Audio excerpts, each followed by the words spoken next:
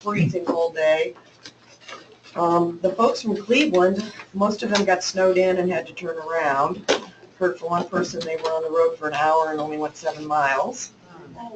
Denise Godonsky, who is going to be here to present, also had to turn around, so we do have her on the phone. Hi, Denise. Good morning, everyone. I think we'll start by just going around the room and doing introductions. Start with Christine. I'm Christine. I'm the policy analyst here at Opera, and I will be reading all of the questions online. So if you're online and have a question, feel free to type it into the box and send it to everybody so I can read it out loud. I'm Gary Brown. Michael Bay, I am the finance director for SHC, the Art of Medina. Mona Kastenkraus, SHC. Hey, Martin Goodwill, Columbus. Gretchen Venata, Columbus Center for Human Services. Angie Davis, Empowering People. Steve Mallory, Rescue. Bill Allman, Independence. Orange County. Shelton Wilson from ViaQuest.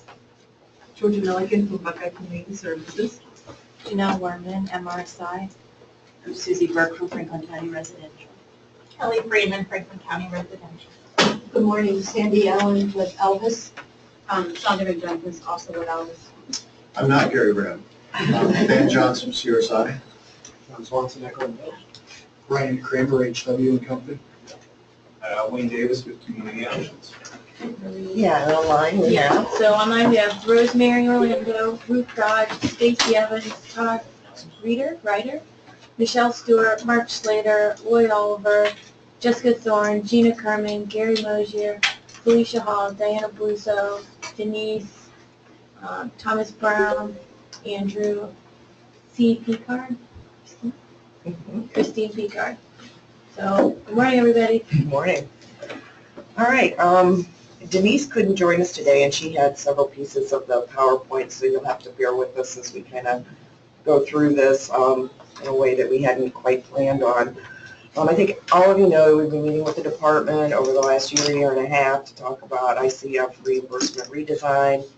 I've been sending things out as they have been made available. PCG gave us the final recommendations. We have a lot of questions about what they had ended up with. And we're not entirely supportive, basically because we didn't have enough data to make some informed decisions about how this process would really impact reimbursement. We know a few things, and we know not a lot about some things. Gary's going to talk about that in a little bit. We had pushed back after they said they were going forward with this. They wanted it to go into effect July of 17. And without you knowing how that would impact your budgets, we pushed back a little bit and said, no, we didn't think that there was enough data there to go forward at this point.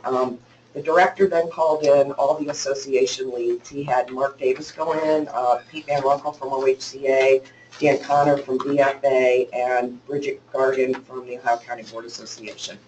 I wanted to speak with all of them about what their issues were around this to see if we could find a path forward, because they keep saying they want to have a very non-controversial budget this go around.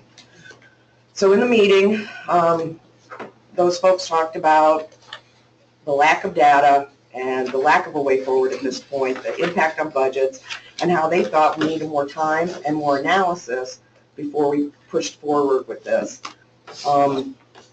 I think the department is now taking this under consideration. They have said, yes, we might want to wait a year. We will not know exactly what they're doing until the budget language comes out, and we don't believe that's going to be until late January at this point. So as of now, unless you tell us something different today, because obviously we need your input on this, our position is not July of 17. We don't know enough about how this whole thing is structured and how it's going to impact. So that's kind of where we are now. So I don't know, I guess I'll turn it over to Gary, and you want to start telling people what we know and what we don't? Sure. So they've actually agreed to delay it a year or maybe a year? They are taking it under consideration, and because they keep saying that they don't want a controversial budget, we are somewhat hopeful that they will delay it a year. We have also been told that they have re-engaged PCG. I have not heard that directly from the department. I think, Denise, you have, haven't you? Yes, Yeah. that was mentioned to me in a conversation with the department. So that gives us hope that they are going to do some further analysis and move forward, that they re-engage them. So, And I think, for most of us, Victor Martin understands how important the previous year is to the next year. How important what we do in November, December for July 1st. And absent of a roadmap. Right. I don't know how John could not understand that this is not the way you get into a new reimbursement system at all. I agree. I didn't learn that from Gary. I learned that from 30 years. Well, part of Gary. Using that logic again. I know. So I'll let Gary start going through this. There is more that we don't know than we do know at this point, but just to get your feedback and your thoughts on this, let's have an open discussion, an open dialogue as we go through the process. I can help you too. Go around.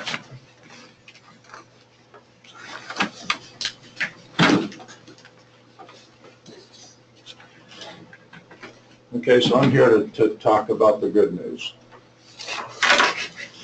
Bye. Okay, next. We're going to start out with the ODDP because it's probably the most not understood component of what PCG came up with. The other components are a little more finite, so I'll just do a kind of a quick overview. And if I could, there's 3 handouts related to the DDP. There's the DDP itself, instructions, and then the scoring. So on protected, virtually nothing changes. So PCG didn't do any work around protected. They proposed to leave it as is.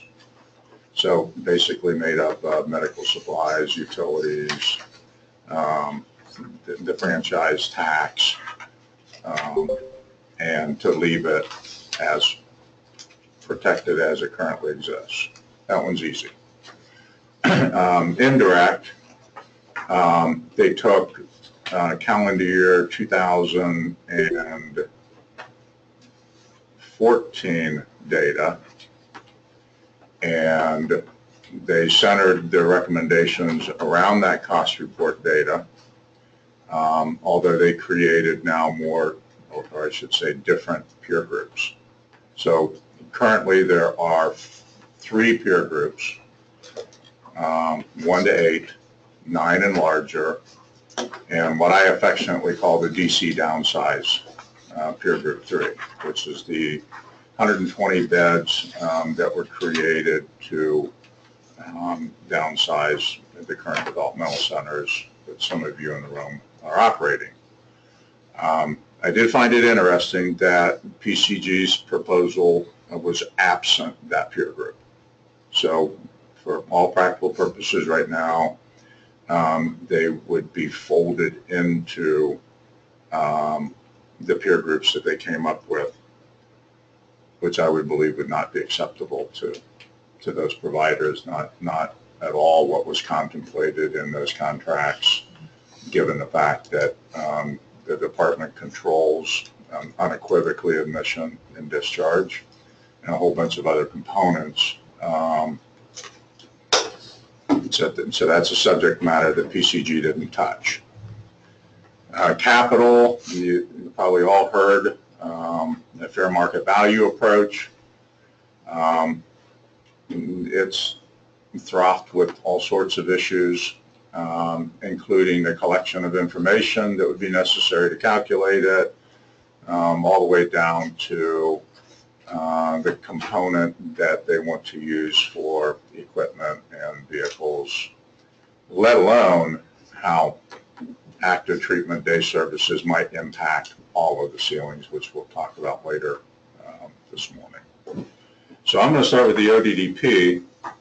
The ODDP, how many people in here provide waiver services? Okay, so all of you know that one exists.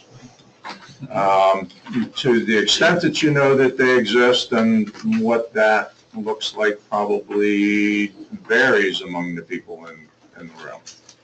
So What I have learned, a couple of things. Number one, they're not going to score it the way the current ODDP is scored for folks on the waiver. And I'm going to walk through briefly how they propose to score it and what that ends up looking like. The ODDP for waiver purposes is not a straight regression analysis. Therefore, it does have triggers. Those triggers are not inherent. So, you know, although there are people that run around and say, well, if you score this question this way, it'll result in this range, I will affectionately disagree with you because the way it statistically works is every question is contingent upon all other questions answered in the ODDP. So statistically, it's actually very, very, very difficult. Yes, we know that there are triggers inherent within the ODDP and how it is scored, but they are not direct triggers like we were used to in the IAF.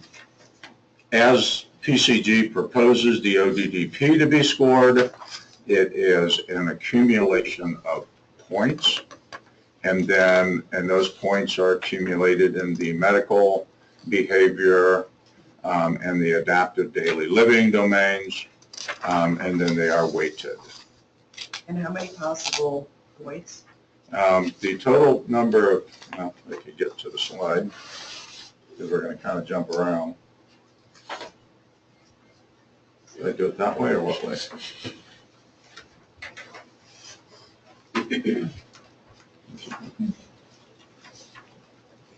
Oh, good, it wasn't me.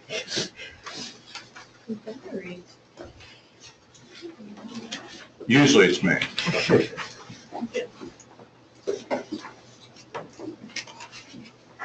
Aha. I'll go.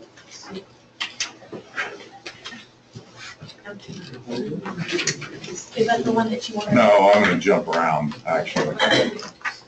If you go to your handout until she gets, I presume, a new battery.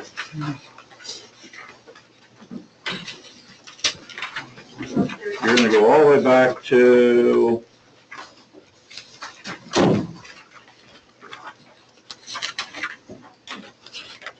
page 10 is where we start to talk about the DDP.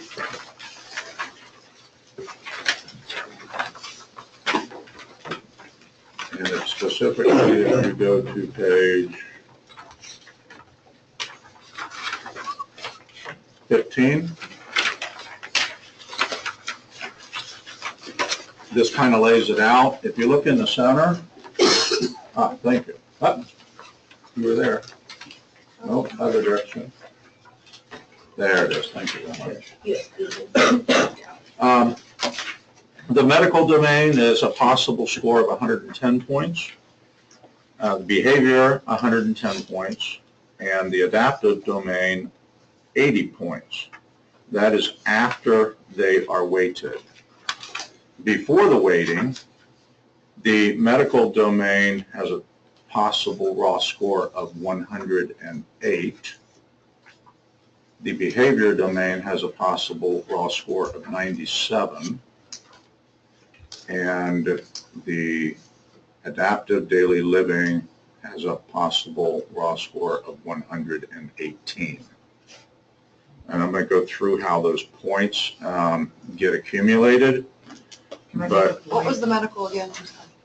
medical, well, that's the total possible score after weighting. Okay. So raw score 108.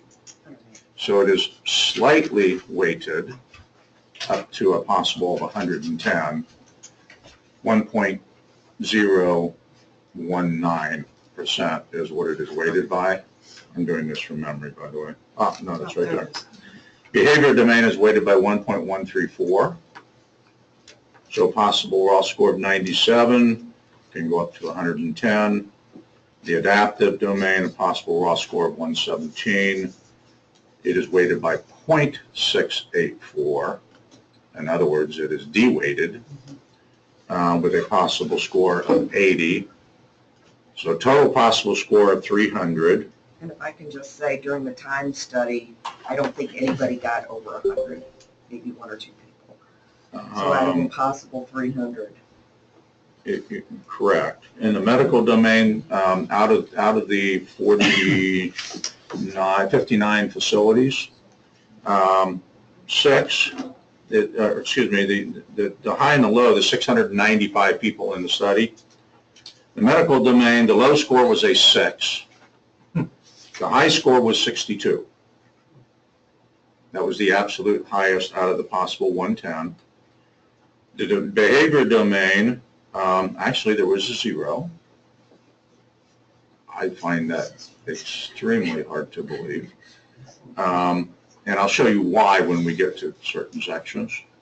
And the high was a 74. And the adaptive, the low was a 10, and the highest was a 106. Those are raw scores. Those are before weighting. So the total went all the way from one person had a score of 25 in total. I want you to think about this. Had a high score, had a score of 25, and the highest was 191. And these are raw scores before weighting. The average in each domain, the medical average score was a 24.51, behavior 23.84, adaptive 45, and the average score amongst the 495 was 93.4 out of a total possible of 300. The way they are proposing to put these in what we now know as rack groups, I am thoroughly convinced that this had nothing to do with the time study. It couldn't have had anything to do with the time study because math is not this perfect. They arranged the scores so that 25% of the population would be now in what we commonly refer to as rack 6, 25% in rack 5. So 50% of the population within rack 5 and 6, another 25% in rack 4, 15%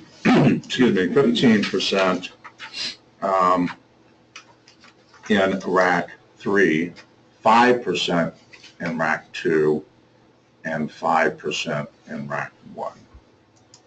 So if you think about this in terms of everything that the department has said in the last 3, 4, 5 years concerning the original white paper, that would mean 50% of the population should not be in an ICF.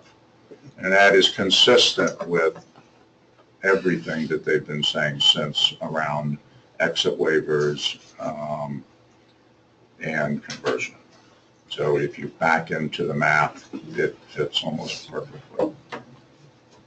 That being said, what I have found when I talk to a lot of you folks, you're so used to doing the IAF and you're so used to the definitions within the IAF, you want to take those definitions and you want to transfer them to how you answer questions on the ODDP. Because that's just the way your brains inherently work. It's not, I'm not trying to make a good or a bad statement. I'm just saying that's what the Qs do. I'm going to tell you that you need to have them thoroughly read these instructions, and you need to have them read these instructions as if they were an administrative rule and get their highlighter out and read it 4 to 5 to 6 times. Because the definitions are, in many areas, much different than they are in the IAF and how we think about things. One of the big glaring overriding definitions is independent. And actually the definition for independent in the medical domain is different than the definition for independent in adaptive and daily living. So you really do need to read the instructions as you answer the questions, because if not, you will answer them incorrectly. Under adaptive and daily living, the definition is actually very, very, very ominous. Not only, I mean, I'm going to paraphrase, but you can, we'll get to the point where you read the exact definition. But in essence, what it says is I can do it on my own. I will do it on my own, so it is not necessarily around ability. I would do it in the absence of any other human being, and I understand what I am doing. So there are 4 components to the definition before you mark independent. If you think about it in the terms of how you normally think about independence, you may very well answer those questions wrong. And what I have seen the Qs do is they answer them wrong. They actually score people more towards independent than they should score them towards independent. And given the scoring mechanism, that means you get a big fat 0 on each one of those. So let's go to, you have instructions, you have one marked scoring. Sorry, I didn't make this very pretty yet. I didn't take the time to take the PDF and actually put the numbers in there. I just wrote them down. But let's go through the ODDP. Most of you are on the call with the department. Is that correct? Okay, so even though you will fill this out, certain sections will not be scored. So section A will not be scored, but you have to fill it out. Section B, you have to fill it out. It will not be scored.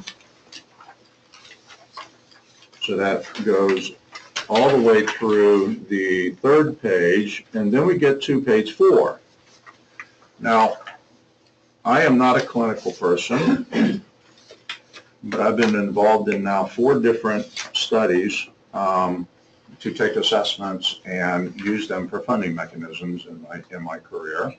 And I spend lots and lots and lots of time with clinical people. So when I ask you these questions, I'm going to try and do it as intelligently as I can, being an accountant that understands a little bit about the clinical process.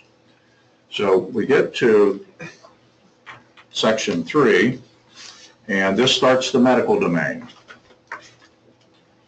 So everybody has a primary diagnosis, although one of those primary diagnoses may be no disability, or the last one, undetermined developmental disability. I would certainly hope no one in an ICF has either one of those marked. That's just my editorial comment. I would assume someone has a primary diagnosis, or they wouldn't have a level of care. I have an issue with this scoring from jump with the. Oh, just wait till it gets better. I was going to say, what? Okay, so when you get done, I want you guys, who are much more apt to be clinically based than I am, to tell me what I think is obvious. Okay? So the way the scoring works is the left column is you select all that apply. So if, we're not allowed to use the words that mental retardation anymore, but it's in here, so I'm going to use it. I apologize. My daughter actually gave me a shirt that says that I'm not allowed to use that. So, if you have mental retardation and you are also autistic and you also have cerebral palsy and you also have a learning disability and it all stemmed from a traumatic brain injury, you would mark 4 different ones on the left-hand side. And from that, you would get 4 points. Okay? Now remember, this is an accumulation of points in each one of these domains. So the weighting of each one of these gives you a point. And in the medical domain, it's almost 1-to-1. It's slightly inflated, but let's go on to the next question. From the most recent assessment, mild, moderate, severe, profound, not determined at this time. I hope no one has that one. That's a 0.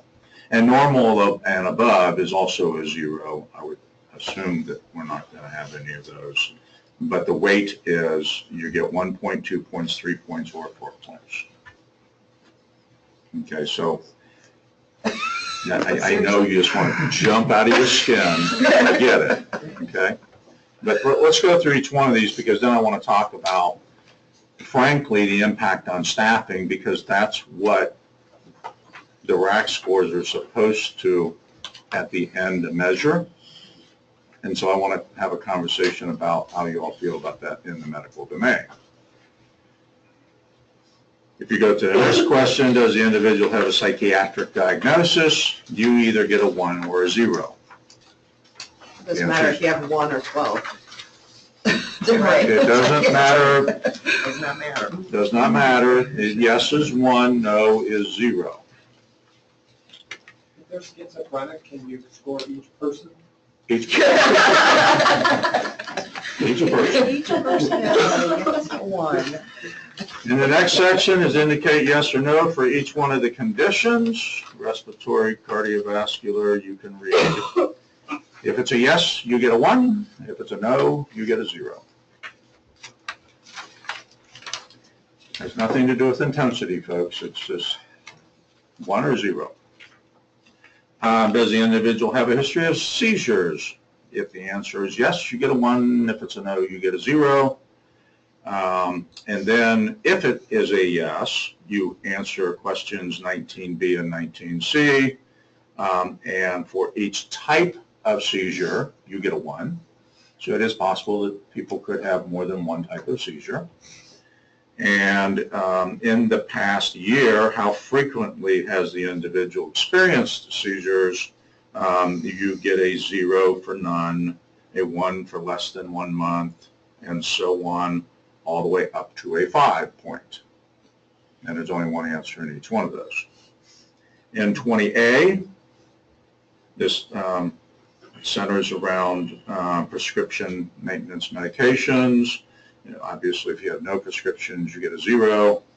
And then you get a 1 for each different type of medication. How extensive medical history and doctor's notes are we going to need to back? Well, how many of you have experienced the department coming out and doing these? Okay, did that happen during the initial study of the 695 people or since then? Both. Okay. My understanding is that the initial 695, they pretty much conducted those the way they did IAF exception reviews. They sat in a room and they marked and you gave them information. Did the Q stay with them? Yeah. Did the nurse stay with them? Yes, Did you have any idea what they were marking on the piece of paper as you went along? sometimes. Sometimes. And then at some point They in gave us an time, opportunity to review it. yeah, at some point in the time in the last 2 to 3 weeks, it popped out of the toaster and they sent it to you, the results. You haven't seen the A results. lot of times they would give you a copy. You could keep a copy when they left. They were supposed to send you a copy because they might go back and change their answers after they have discussion internally. Okay. So that is So not the official we got the ones copy. back from the time study, but not the ones done since then. They're coming Okay. out slowly. Yeah, I've been telling people to make sure that you look at that, make sure the questions are answered correctly. And we've had an appeal. You've had an appeal since. How are they sending? And then I'm sorry, How are they sending results out? Is it by mail or mail? I'd assume by mail. Andrew just said Living Opportunities received their copy through email, but Email. Stacy said that Mount Al has not received a copy yet. I think we got ours by email. And we appealed by email. And you haven't heard, did your appeal go through, Angie? Haven't heard. Okay, so, so far, you agree with what they have sent out? Yeah, we were told we'd get an email, but ours isn't completely finished because we had 2 individuals that are in the hospital. Okay. So they're waiting to send them until they. They're waiting for them to come out of the hospital? That's what they told me. That could be a long time. They said that, Felicia said that they were supposed to send results to the email of the person who is assigned to your lock system. To your what? Oh, yeah, LLC. Yeah. So after you get the email, then you appeal? Well, let's talk about, because first of all, you're going to look at it and say, do I agree with how they answered all the questions? Because they are answering the questions, you are not. Okay? I mean, you're talking to them, you're providing them information, but no different than the IF exception reviews, they are marking it and they are giving it to you. You said they are to give us a copy before they leave? Not before they leave, because they may But you can review have it. internal conversations So you about, just sit there with your own copy and, They review it with you before they leave. Or they did a. that happened with everybody. To my understanding, it has not happened with everybody. No? Yeah, they did. Yeah, so this is, I mean, frankly, this is going to kind of look and smell and taste like the IF exception reviews, at least in the beginning. It'll depend upon who it is that comes out. We've already experienced some of that. That's why I'm going to ask you guys to continue to tell us what's going on. I know of at least one case where they got back all of them and they went, gee, that's not what we said. Not even remotely close. In fact, the department is resending out the people, a different group of people to redo that. And they were very accommodating in that request. They were accommodating, so we'll see how Provider got this. it back and didn't even know who these people were based on the scores and the answers.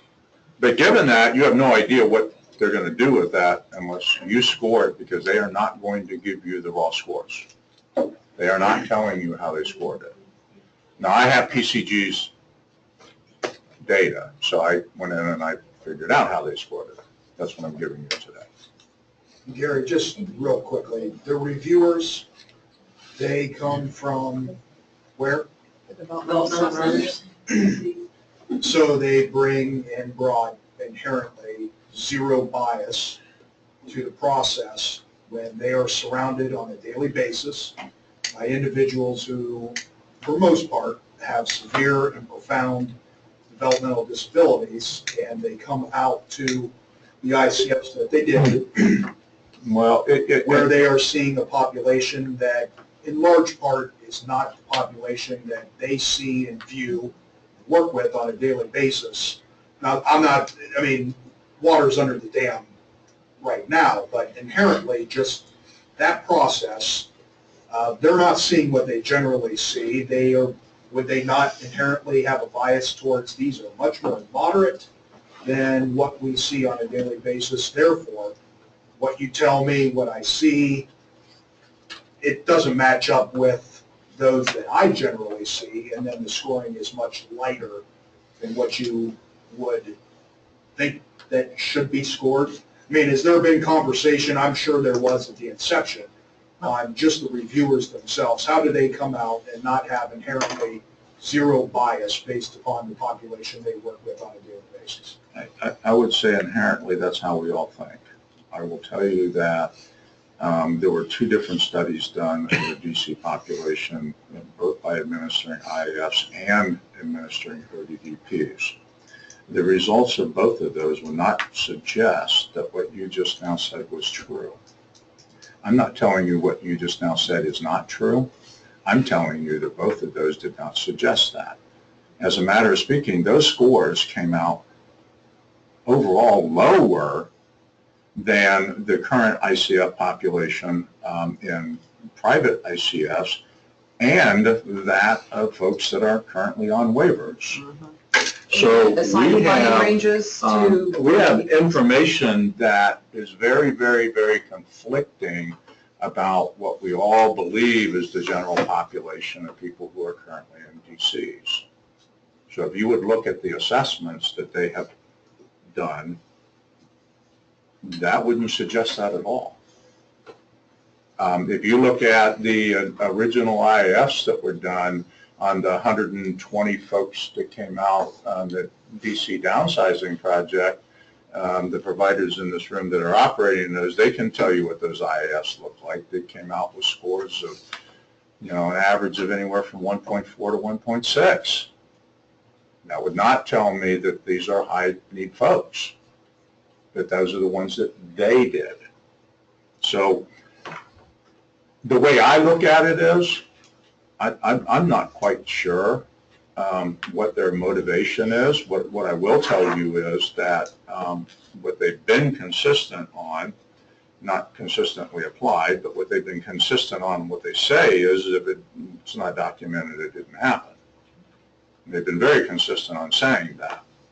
That being said, even if it was documented, it doesn't mean they scored it that way. So I would say that whatever glasses they are looking at from their viewpoint, it is certainly different than ours. And in my estimation, certainly different than the instructions and what the instructions say. And that's why I say your pews have got to be, they got to know these instructions inside out before the department comes out, because you've got to be able to make your argument on the spot. You do not want to be in a situation where you are filing an appeal. We all know what that looked like during the exception review process. I mean, you're going to do a whole lot of work. And how many were overturned? Two, I think, yeah. Two. Two out of all those Two. appeals. But in the process, are they really consulting the staff you have there, your pews? Oh, I make them be there. I sit right next to them the whole time. No, I have heard that. I mean, the good news is this is Jenny Wisman's staff, and she understands what we do. She does it every day. Mhm. And I think they've been trained, and they've been given their marching orders, and according to Jenny, the marching orders are you will have somebody from the facility sitting there with you and take their word for it when these questions are being scored. So I haven't heard, except for that one debacle up in Northeast, I haven't heard that a lot of these came back incorrect. I mean, one or two questions, Well, right? Unfortunately, Yeah. unlike the IAF, where you all have to have your folks certified to be able to administer the IAFs, in other words, you have to go through training, the department's not going to do training on this until after they've done all the IAFs. Right. Which I consider to be a little bit backwards, but you're going to have to self-train, or, I mean, I've spent some time with some of your Qs that I highly recommend that whatever you do, you make sure they understand the questions within the context of the instructions. Because if not, they're not going to mark them right. And while someone's sitting there marking it, they're not going to know whether to agree or disagree with them. So if you keep going through the medical score, you know, does the individual receive ongoing medication by injection? You get a 1 or a 0. What best describes the level of support people need in medication? You know, possible score of 3. When you get to question 21, if these things occur on all shifts, you get a 4. 3 or more times a day, a 3, twice daily, a 2, once daily, a 1. If not applicable, you get a 0. That's for each one of these. Go to the next page, which only has one question, question 22. By the way, this question is much more heavily weighted in the way the current ODDP is scored for people on waivers. For this exercise, you get a 1 or a 0 for each one of these. Sensory and motor information is all within the medical domain, which is a little bit puzzling to me. But again, on hearing, eyesight, mobility issues, that's how they are scored. So Gary, how are those scored? Just On that one, Yeah. I've got the numbers next one. Do you have the one that I have You the have the one that numbers? says scoring I on have the one front? this morning, sorry. Okay. I don't have one. I've got it here. I've got it. Oh, you got it? Yeah. I was looking at it wrong. Okay, so and how many clinical folks do we have in the room? They're considering themselves to be pretty clinically savvy. Okay. do you think the way that the raw scores come out on that? Here's my issue. You know, there's a lot of arguments in the current IAF system about triggers. And a lot of people that are biased towards whether thinking there should or should not be triggers. What I know is in each one of these domains, there are things about folks that are centered around staff intensity. So in this scoring, do you think that adequately covers that intensity? My personal opinion is absolutely not.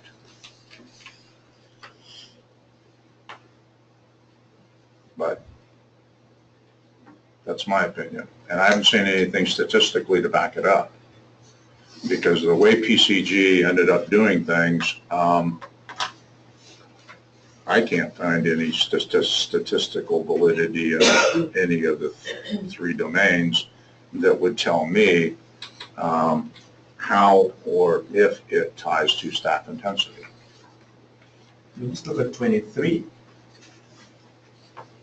Number 23, the level of dealing has nothing to do. I mean, actually, sometimes it has the exact opposite. Yeah, I was saying, it's some of your mild bugs that are. If I am a higher intellectually functioning individual and I am very resourceful, and I have immense medical issues, I might find great ways to go and try and kill myself by overeating, or I could go on and on and on about. So I would absolutely agree with you that actually the other way around, the more profound I am, the more easily it is to control medical issues sometimes with an individual than someone who frankly says, I don't care and I'm going to do whatever I want to do. So. Absolutely. That was a big part of it. There's been my experience. So did they by any chance explain how they weighted the rationale behind it? I have not been able to mathematically figure that out in what they have provided for me. They say it ties to the time studies, But we can't figure out how. but we can't figure out how, because when you go to the, hopefully I'm going in the right direction.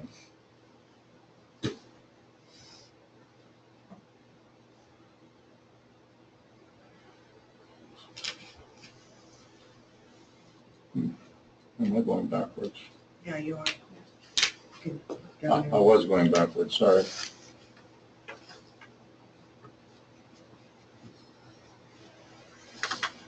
That's how the time study minutes came out.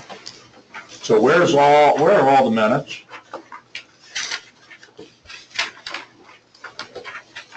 Direct care, activities of daily living, ADL, and instrumental activities of ADL. 70% direct care, behavioral, 6%, direct care performed on behalf of the consumer, which would be almost exclusively ADL. So if you look at all the minutes, you've got about 75% of the minutes all in the ADL adaptive behavior domain. The way the data was communicated, the way it was accumulated. By the way, this is their chart, not mine. All I did was cut and paste it on there, so I didn't do anything with the math. So when I go back and I hear the time study and I hear how it equates to the weighting of each one of the domains, I'm frankly confused. But maybe there's some math I haven't had the opportunity to look at yet. So we go to page 10. And that is not scored. And we go to page 11, and we start the behavior domain. By the way, in the medical domain, I do want to go to the instructions, because when I told you that we have two different definitions for independent,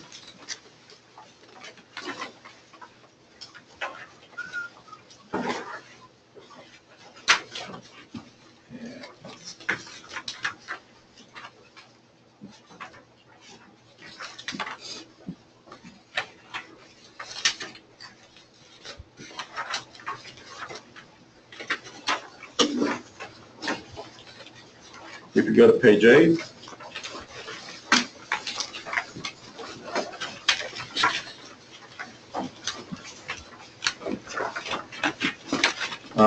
these are the definitions for the medical domain. And, under medical and under medications, independent is the individual is totally responsible for taking his or her own medications as prescribed, period.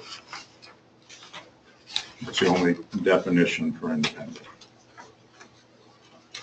If you go to the behavior domain, if you go to, I'll wait until we get to daily living because there's nothing in the behavior domain around independent, not independent. Section G, question 30. This is over the last 12 months. So if it happened before 12 months, it doesn't count. And different than the IAF in the behavioral domain, there's no opportunity to score here based on proactive measures. It either did happen or it did not happen in the last 12 months. Yeah, our scores definitely went down in this area, I can tell you, because we just bent over backwards Because you're with doing a good job. preventatives, and staff were doing a wonderful job, and if they weren't doing these things, yeah, the behaviors would be occurring daily. But we've been working so hard at it, they're not. So this area, I know for us, is A big problem. not good. No good deed goes unpunished. Especially for like one-on-one situations, you've got a one-on-one for a reason that is, There is only one section in the behavior domain that talks about being proactive, and it's the very last section. So the vast majority of the points come from question 30 and 31. So for 30, I'll just do the first one, has tantrums or emotional outbursts. If it's daily, it's 5, it's frequently, it's 4, if it's weekly, it's 3, et cetera, et cetera, et cetera. And it's the same for each one. Now, I personally believe that there are behaviors that are much more staff intensive and have much more negative results than this weighting. So, not that there's any provider in the room that might be able to attest to this, but if I were to go down to the last 2 questions, does anybody believe that those 2 might have very serious impacts? Sandy? Over is verbally or gesturally abusive. Yes. Sandy, what do you think? I'm sorry, at that point you're wrong. Yeah. So what I know is the way this thing is scored, and given what I know about the population at Alva's house, and I'll just use you as an example if you don't mind. These folks are, for all practical purposes, court-ordered. Is what we call the last stop before you get to spend permanent time in incarceration. Got a lot of judges that care about whether Alva's house is successful or not. These gentlemen are typically not low functioning. They are typically higher functioning. They don't typically have a lot of medical issues. Walk, talk, and play tinker toys pretty well. But this is a big deal. This is a very big deal. So better not have any incidents. When you get done and you think about a person like that in this scoring mechanism, what rack group do you think they would end up in? Maybe 6? They're going to be a 6. Okay? So, I'm not here to tell you that, triggers are good or bad, and you guys need to decide that on your own. I mean, there's been lots and lots and lots and lots of conversation around triggers on the IAF and whether they're appropriate and not appropriate. My personal opinion is that we all know that there are certain things that drive staffing needs, and we also know that there are certain things that are just, quite frankly, not okay compared to other things. So, I mean, if I'm a brittle diabetic, and I will eat aisle 13 at the grocery store if you turn your head, that's not a very good idea for me because I'll probably end up dead.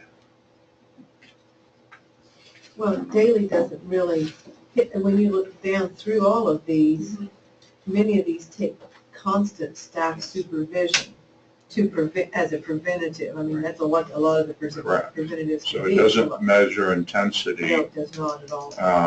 Daily is not a very good measure of intensity when it comes to certain subject matters. Many of those, it doesn't touch it. A lot of the folks, like in the developmental centers, they may only have 1 or 2 episodes a year. Right. But they will shut the place down. They're so bad. I mean, and people are going back to the developmental centers, not because of medical or adaptive, it's behavior. My There's dear just- friend Heidi Hughes could tell you all about it.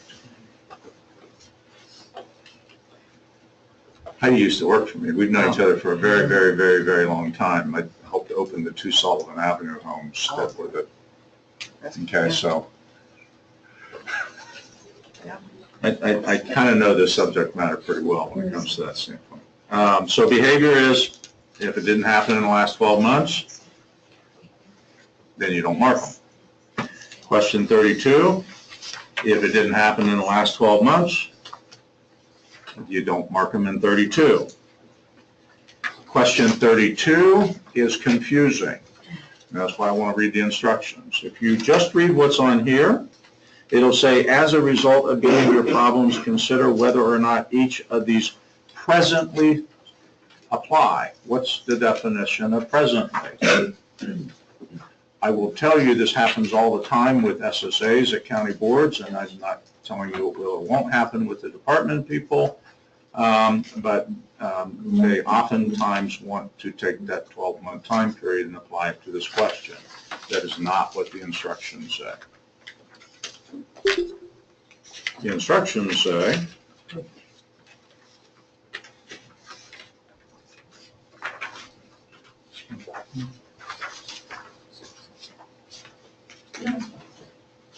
the assessor should take time to explain the next series of questions. By the way, this is another problem I have with the way they're administering the ODDP. The individual is supposed to be present, or the individual guardian is supposed to be present. You're supposed to inform them that they have a right to be present, and you're supposed to also inform them they have a right to have anybody who knows them well participate in the exercise. The instructions that came out from the department explicitly said the individual doesn't need to be present. But they sent out the instructions for the ODDP, so I'm a little confused and conflicted. Do we follow the instructions or do we not follow the instructions? Because if you look at page 1 of the instructions, it unequivocally tells you the rights and the responsibilities of the individual, the assessor, the provider. That's what I did for ours, and I set up an internal schedule, and they were scheduled to come 3 days. So Monday would have been the last day, and I had guardians and individuals scheduled, and they were very irritated because they rolled through them within 2 days, didn't want to come back for the last day, and I said, that's too bad, we already have the, all these appointments scheduled, and so, yeah, they even wanted me to call all the guardians and ask them to bump up their times so they could come every 15 minutes, because I scheduled them out for an hour apiece. That's They what were completing They that? were completing the ODDP in 15 Yeah, they were gonna do it. I can't even read the doggone thing in 15 minutes. Let So, alone yeah, they complete. weren't happy. They had to come back Monday and stay the whole day. Good for you. So the individual doesn't have any right Glad you to did that. represent themselves when it comes to these questions, nor the guardian, nor people who know the individual well as chosen by the individual or the guardian, which is explicit in the ODDP process, by the way. I mean, that's explicit in it. It's not contemplated, it is explicit. I highly recommend that you slow the train down. So if you get to the behavior section, if you go to the instructions on page 12, question 30, last 12 months, It also gives you mathematically how you are to score this if the behavior is cyclical.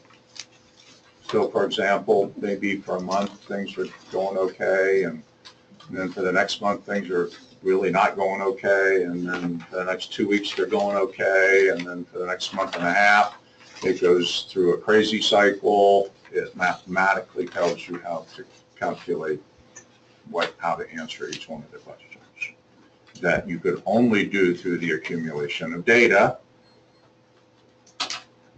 for which no one was told that they need to do this through the accumulation of data before this whole thing happens. So, back to Anita's assessment of, hey, nobody knows how this thing's going to work out, so how could we possibly do this July 1st? Well, how could you possibly answer the question if you didn't know how to accumulate data to answer the question? Because nobody told you in advance. If you go to question 32, but if you go to, back to the bottom page 11, a sentence that gets glossed over. The first two questions, second sentence, the first two questions, 30 and 31, are about current behaviors, and the last questions, which is the one I'm going to go over, are about the types of supports that are currently in place to minimize occurrence of problem behaviors, i.e. proactive measures. So if you go to 32, as a result of behavior problems, consider whether or not each of these presently apply. All of these are proactive. What do you have in place now so that they won't occur? It doesn't have anything to do with the last 12 months. It's not, are they happening or are they not happening? Right. That's not how you answer that question. Now, my problem with how they're scoring is question 32 gets a lot of weight the way the ODDP is scored on the waiver. Question 32 gets a total possible points of 1, 2, 3, 4, 5, 6, 7 under this scoring mechanism. So your proactive measures are not very heavily scored. So if you also consider the weighting of the domain as being 1.134, and you're doing a good job and folks are not currently displaying behaviors, and you have lots and lots and lots of staff time invested in proactive measures, it won't produce a very good score. And how does that work when it talks about specific behavioral programming or procedures now that we've had to pretty much eliminate a lot of our behavior programs and incorporate them into the person-centered IP? It still counts as behavior. It does. Whether there's a Formal plan or not, if it's incorporated into the ISP, it is a behavior. But it doesn't necessarily have to have restrictive measures for it to be a behavior plan. Right. The department has said that. Okay. Now, the department saying that and people hearing it are two different things. Because for years and years and years and years and years, we all heard about restrictive measures, restrictive measures, restrictive measures. And so they have come out both in the changing of the behavior support rule and also in the ODDP under this section. The one thing Charlie Flowers did before he left is he unequivocally told people that no, that is not, that you do not have to have restrictive measures in order for these things to be scored appropriately. Okay, so yes, incorporated in the body of the ISP is perfectly acceptable. It doesn't have to have a flashing BSP neon sign with a different document to modify it. I'm still coming back to my same question. When you look at 30, they're having from 0 to 5, the scoring, which is whether the behavior occurred during the year. Now, with the preventative, which is what you do almost every day, they're giving it 1 and 0. Why not 4 and 0 or 5 and 0? How did they come to 1? I guess that's my I'm just question. telling you what they did. We don't know. I know, well, It's just crazy. I'm just it telling is you our what they opinion did. that this is still on the table to be negotiated about how they're going to score it. This is our position, that this needs. Yeah. Serious work. This You know, needs some serious work in order to reflect. My actual personal cost. opinion is this is cryptic at best. And yes, if you took the overall statistics of the sample and you said it's a pre-foregone conclusion that 25% of the people will be in rack 6, 25% of the people will be in rack 5, et cetera, et cetera, et cetera, then their math is good. But in my estimation, that was predetermined. So Gary, And they so, can force people into that, or is it possible after all these are scored, we could have 75% of the people fall into 5 and 6? No, So they'll force them into the 25, 25, whatever. that is what it looks like. Okay. It looks like that is predetermined. And so they're just going to do the cutoffs Yep. so that they fit in those envelopes. And I'm assuming without good documentation, so the key is really documentation, because anything that we can't show documented, we really can't do. Or could be Yeah. subject to being thrown out. So we can have all kinds of. Under the measures. behavioral domain, I am highly conflicted because, I mean, it's almost like, well, gee, do I need more staff to be proactive or do I need more staff to be reactive? Well, at the end of the day, maybe it's the same number of staff, I don't know. But if I'm proactive, then my rack score is going to go down. Penalized. I mean, there's just no two ways around it. I mean, this is simple math. So out of the possible 110 points, you get 6 out of this area. But you get 5 if you resist supervision daily. But you can hit all these and maybe. I'm back to triggers. I'm going to say it over and over and over and over again is, yes, it in itself could have a weight score that is as high as all of these combined. Of all of your proactive measures combined.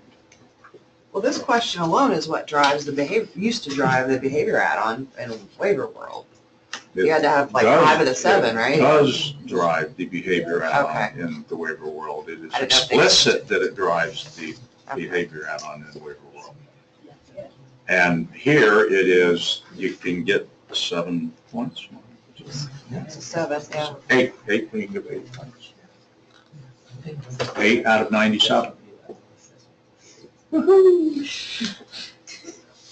Okay. You just think of all the things like eat inedible objects, pica. Just think of that.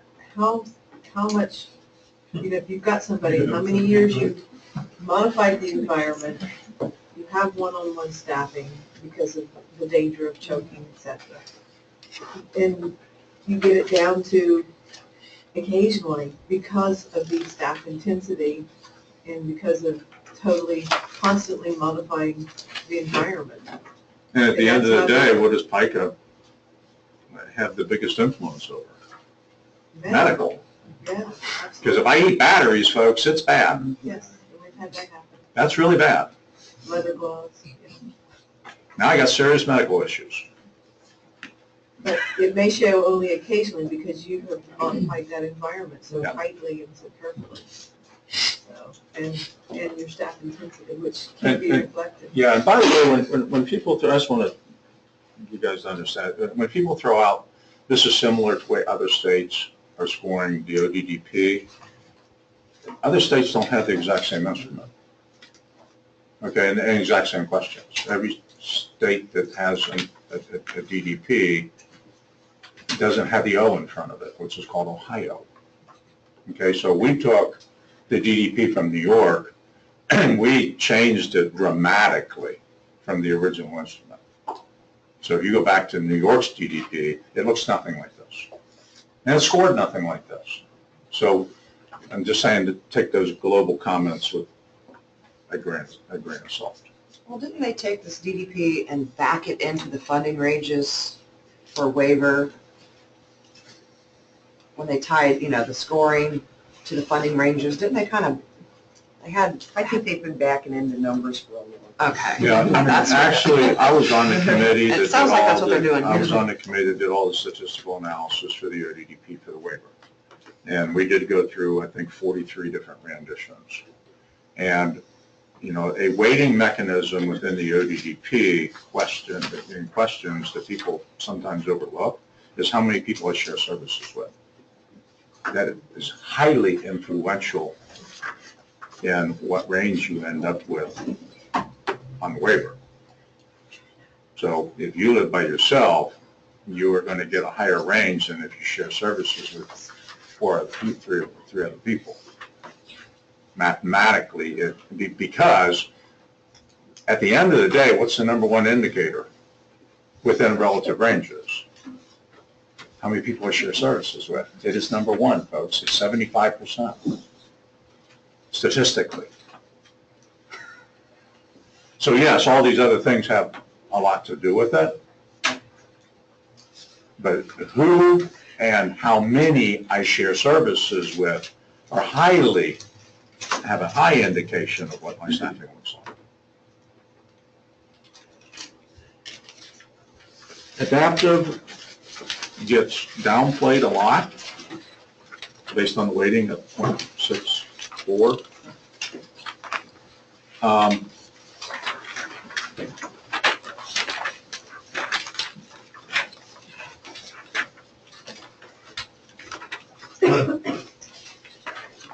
Pick up some pages.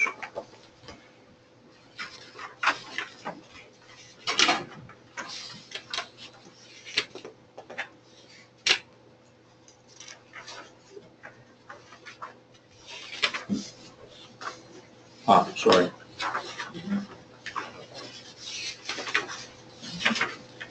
Page 13. Again, they all get consistent scores. So, if I need assistance with toileting, I will get the same number weight score as with any of the other in the daily living category. Grade of us. So, one could say, well, wait a minute. I need assistance with toileting. I need assistance with money management. I need assistance with using public transportation. How many folks have ICFs where there's no available public transportation? Using the telephone, for example. So, Call home every day, right? some of this has, is greatly contingent upon, my mobility issues. If you get to the next page, routine voluntary care is not scored. And I find it, maybe I just find it odd, I don't know, but you guys tell me.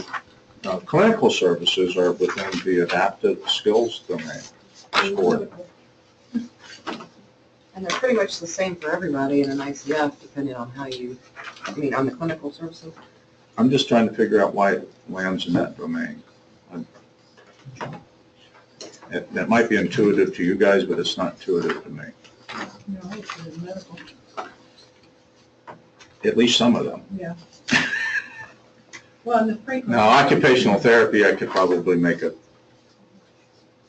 claim that maybe that's okay and adaptive, but if I see a psychiatrist and there's a reason I see a psychiatrist, or if I see a psychologist and there's a reason why I'm seeing a psychologist for therapy issues, I'm not quite sure why that ends up in this domain. And there's a big difference between seeing a nurse daily and having 24-hour nursing. Big difference in staff. So there you have it.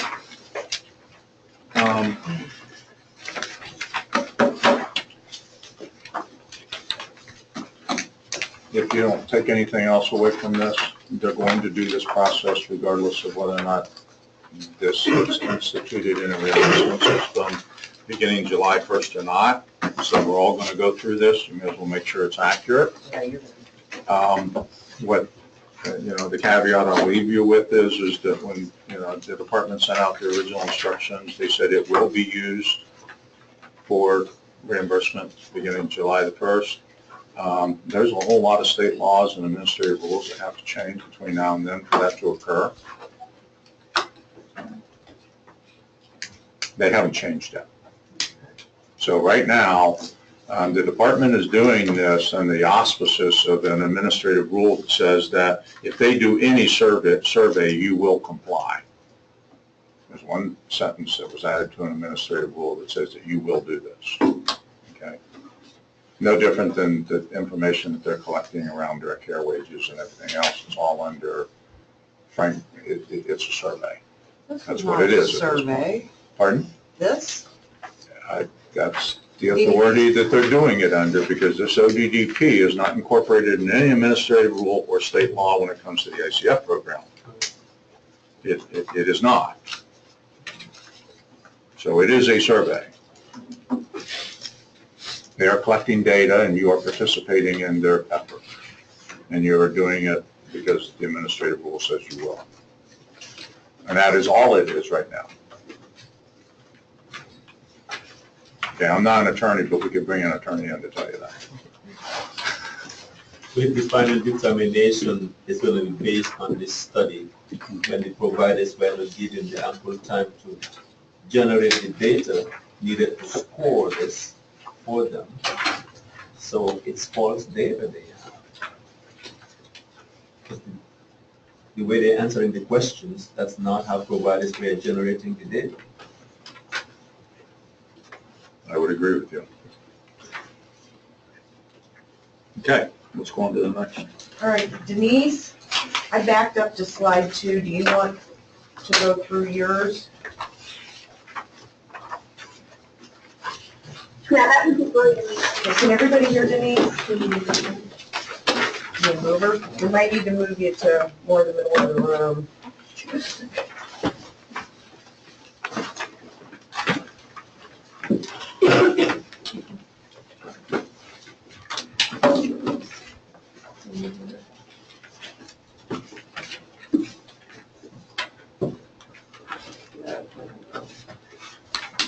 Right there, there, see what happens. Okay. All right, Denise, if you could speak up a little bit, that would be helpful. Great, I'll do my best to do that. Okay. You can hear? Okay, they can hear in the back. Okay, good. So I think as a reminder, I wanted to pick up on a key item that Gary had mentioned, and that is the fact that this ODDP tool is really not in rule yet. So I think we are still instructed to complete the IAF at this time, correct, Gary? Yes. Okay. Absolutely. I just would hate for people to forget about doing that, especially maybe when we hit March, if people think that we're really moving forward with the ODDP. And if we do have a delay in the budget on pushing some of this stuff back, I'm not sure exactly how they're going to incorporate that instrument, specifically the concerns that Gary noted on how they're weighing the scoring at this time. I think we'll go ahead and move past this slide. I think we've talked about this a little bit, understanding that all of this information is preliminary. As Gary had mentioned earlier, talking about the peer grouping, and really what is being proposed right now is that we would be creating 4 peer groups, and that would exclude the 6-bed homes as part of the DC downsizing. So it is my understanding that what is being discussed is that those providers would remain under their current rate calculation process. And they're not included in the calculations that PCG was proposing. So we'll go ahead and move past this slide as well. I wanted to spend some time talking about the capital cost center. Specifically, what's being proposed is the fair rental value. Pretty soon, we should actually have the cost report software finalized. It's my understanding that should be completed shortly, which I would expect would mean after the first of the year. You will notice there's going to be a new schedule as part of the cost report this year, and it is really focused on gathering information related to this fair rental value calculation. And so what's going to be asked of each provider for each specific home that you file a cost report for is that you're going to start gathering information related to that home. So that's going to include square footage information, your original construction cost, and then adding by line item the date and the dollar amount of any additions or renovations that you may have had to the home. So I know there has been a lot of concerns expressed regarding this and the difficulty that many of you are going to have in acquiring this information. And I am hoping that there's going to be some guidance from the department on maybe where they would like you to go to for source information, and that may be the county auditor's office or some other type of source. If you're in the situation where maybe this has switched through numerous landlords over a period of time, or the previous owner is deceased, or the variety of circumstances that may occur. So I know that probably Anita will follow up with the department on this after the holidays and try and determine if they're going to provide a little bit more clarification on this as it relates to gathering the information. So I think, one of our concerns regarding the fair rental value, specifically as it relates to the budget process, is, in order for OPERA to be able to propose solutions back to the department through that budget process, we need to have an understanding of some of the information and how it impacts providers. And so we would hate to not have any information around capital and fair rental value until likely a late May, early June time frame, and that would be after the department has compiled all of the data submitted through the cost report process and started looking at calculations. Understanding they were looking at this maybe starting the second year in the budget and not this July 1st, but that language would likely still be included in the budget, and it would be very helpful to have an idea on these proposed calculations, what it may mean to you as a provider and how it's going to impact your reimbursement and specifically your cash flow depending on some specific situations. So I'm going to talk a little bit through the fair rental value calculation, and then we'll talk about some things maybe to keep in mind for you, and also a template that we have created that the department has reviewed and PCG is reviewing it today. It did match the PCG numbers, so I do feel comfortable that the template is accurate. And this would allow you to enter for your location the information that you're going to be putting on the cost report, and it will actually calculate the fair rental value rate based on PCG's recommendations. And so that will give you an idea what your rate will look like compared to your current capital reimbursement. So I think that information will be helpful to determine the impact to each provider, and it will also be helpful for OPERA, if you're willing to share that information, to kind of gather that and compile it and see if we are seeing some common themes. And I'll talk a little bit about some of my concerns based on some calculations that we've already done and really some things to keep in mind when you're looking at this for your specific locations. So they did put a ceiling on the square footage, and that is 1,000 square feet now. So I think that was an area during the reimbursement work group discussion that we had concerns that the ceiling they were proposing was too low. Specifically, if you're a large provider and you are downsizing and you're creating private rooms, you're going to have a home that has a larger footprint, and the ceiling they were proposing was much lower than the 1,000 square feet, and it was very easily going to be over that ceiling cap, which would be very challenging then. Another area of concern is the equipment value. They're really estimating right now $4,000 per bed, and that's all you're allowed for equipment. And you'll see how this comes into the calculation.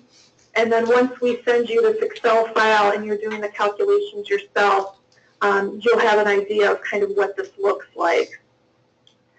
There is discussion that they'll modify the cost reports in the future to track the actual equipment for each location.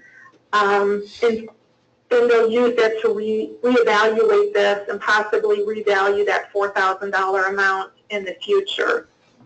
Keep in mind this is all proposed. It has to go through the budget process. They're setting a depreciation rate at 1.5%.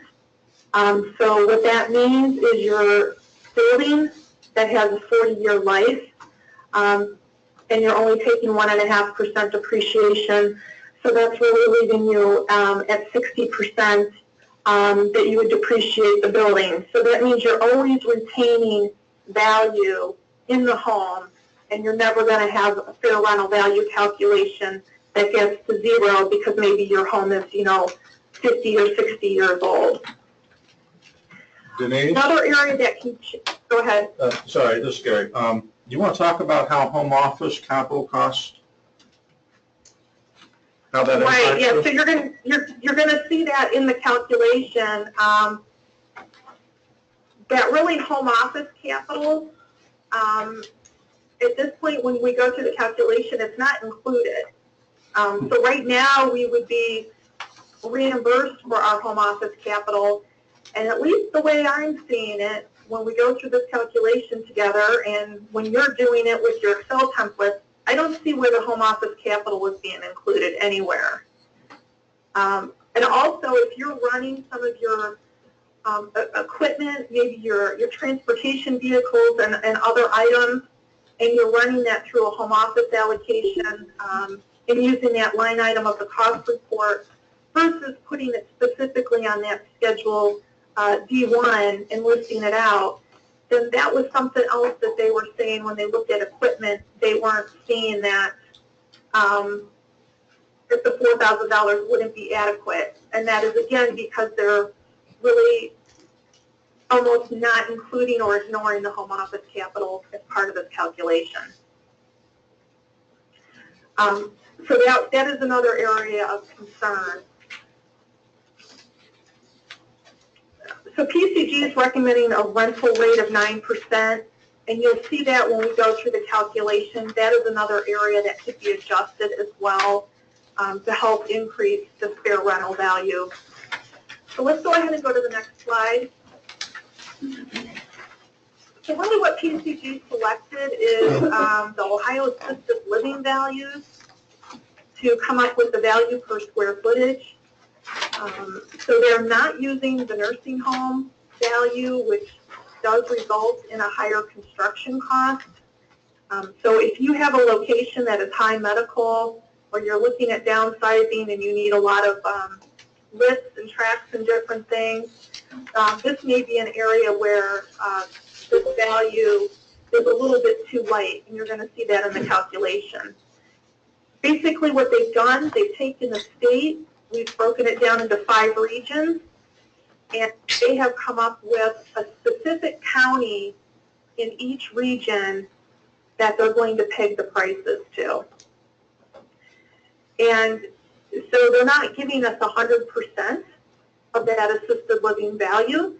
You'll notice there's a modifier listed there, and that means depending on the region where you're at, you're either reduced to 92% of that amount, or 95% if you're in Northeast Ohio, or 94% if you're in Northwest Ohio.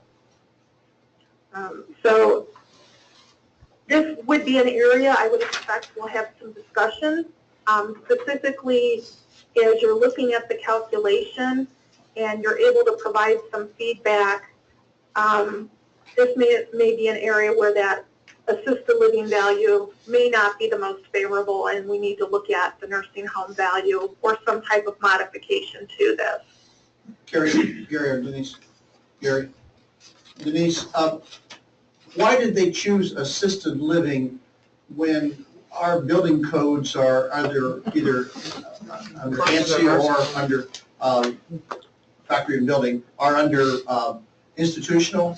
If it's above 8, if you look at our E-scores, for the most part, most of us are looking at serving an individual with high behavior or high medical with problems with transfers, things of that kind, so we go to the institutional model.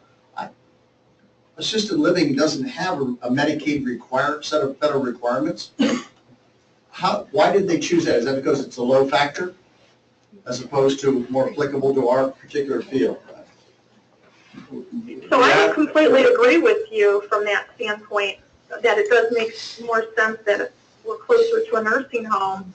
I believe it is because the assisted living value is lower, but I could be mistaken when I say that, so I'll let Gary state that. I'll thank you later for that, Denise. We're trying to determine who's going to be good cop and bad cop. Today we determined that I am bad cop. You play it well. At the end of the day, I mean, all of those points were brought up, and PCG and the department stayed with this. There's other things such as mandated sprinkler systems. Assisted living is a very, very, very wide group of facilities. Assisted living could be an existing apartment complex that's been converted, and you wouldn't know it other than the fact that somebody jammed a sign in the ground, all the way to communities that have been built and have many different components to them. So in my estimation, it is a hodgepodge of construction information that is dissimilar to the nursing home industry, which is a lot more finite type of information. And for the practical purposes, most of the ICFs, at least 6 beds and larger, have to comply with most of those standards because of E-scores and sprinkler systems that are mandated, C construction, and all those elements that we know that are common in an ICF. Now they all have to have generators too. Yep. What was that, Andy? Generators. ICFs have to have generators, all of them, not just the big ones. So it almost feels like, and I'm probably wrong on this, that they're trying to fund us on where they're trying to force us to go. Well, I mean, at the end of the day, I think Denise is right that, I mean, it's a lower dollar component, so they used it, not that it was a better fit. And again, my secondary concern is what happened to home office capital cost. It just evaporated. I do think they had some concern about the amount some agencies are paying for leases. And I think they think that they're overinflated, and by doing this, they can eke some more money out of the system, or maybe put some more money in the direct. I don't know, but I know that they were concerned about the amounts of some of the leases. Concept of baby in the bathwater comes to mind. Some people have leases that aren't going to expire for 10 years. I mean, you can't do this. And the lease issue has been around for 10, 12 years. If the department has a concern with it, then go after that. Not about. Well, and I mean, at the end of the day, under CMS Publication 15-1, which is what I call the federal financial Bible of long-term care, they have other methods to look at it. They think a lease is not market value if they believe it is not. They have other ways to look at it, you know, circumstance by circumstance, if that's what if they feel. But to impress that upon a whole system, Again, a sledgehammer to kill a fly. it's a sledgehammer to, you know, kill a fly. That's a good analogy. Do you want to go to the next slide, Denise? Yes, please.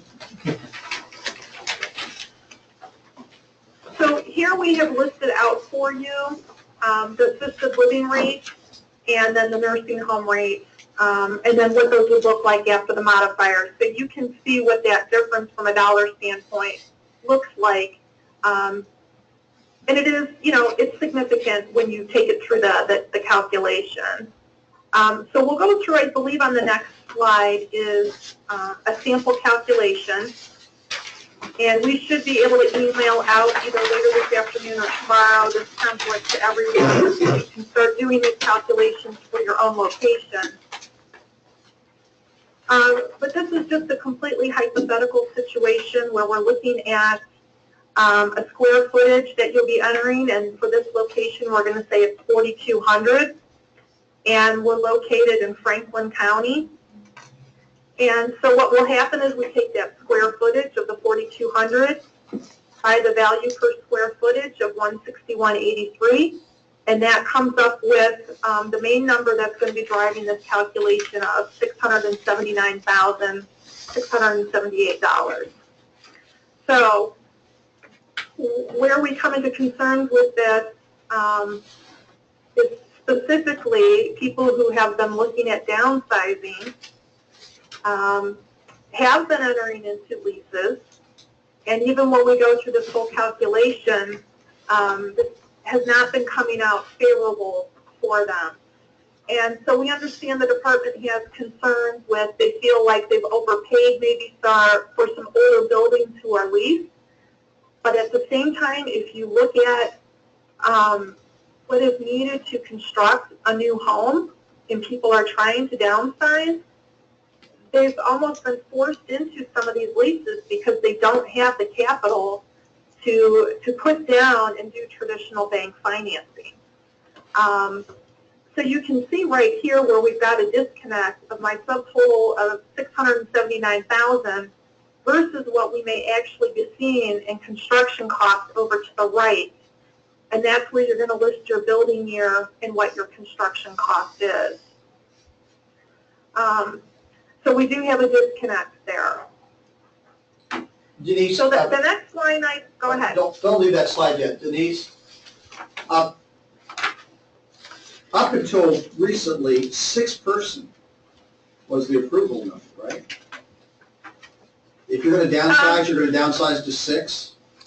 And if you want to do something bigger, you got to ask for a waiver. Right. So my question is, did they already figure out what most of us did for the individuals that we're going to serve, that a 6-person home blows the ceilings under current reimbursement, if they're all very high? So if you go to 8, I'm surprised. The others, looking at what the cost for the 6-person downsizing of developmental centers, where they required individual bedrooms, those kind of things. I mean, I don't know about yours, but our costs were a great deal more to comply with what the department demanded. Right, absolutely, and I think those are all really good points.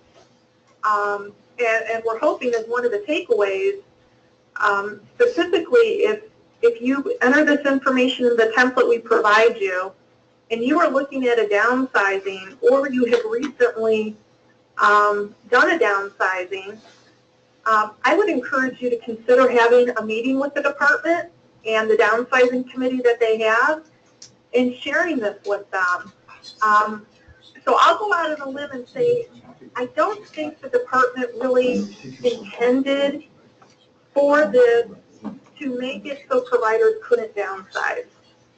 So I think they need to see some of the calculations and understand that this probably isn't what they were trying to accomplish.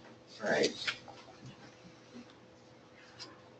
So what happens when you run through the rest of this calculation, the equipment value is listed there of the $32,000, and then they subtotal you again, and then this is where they start applying the depreciation, the 1.5% for each effective year. So in our sample here, we're looking at this as brand new construction. They do include then land value of 10% of the subtotal of the 679 above. So depending on your situation and where you're located, your land value, this may end up being adequate. Maybe you were fortunate and land was donated to you, or you're in a situation where actually you could be paying more than this 10% for the land that you're purchasing. So that's another consideration. So what they do is they subtotal this, and then they apply the fair rental value percentage at 9%. We're going to assume fully occupied here. So that gives us a fair rental rate of $24.03. So brand new ICF, and we're only going to get $24.03. And currently our ceiling, I think we're around $31.53 if we're in a small home. So I think that is a significant reduction there. Where we are currently to do a new project, and I think as you mentioned, Sam, that may not even be adequate in some situations, versus coming up with this $24.03. And again, as Gary had mentioned, we do not see anywhere where our home office capital is going to be reimbursed unless they move it somewhere else or do some type of add-on for it. But so there would be a lot of concerns around this. I think it would be helpful to determine by looking at some of these,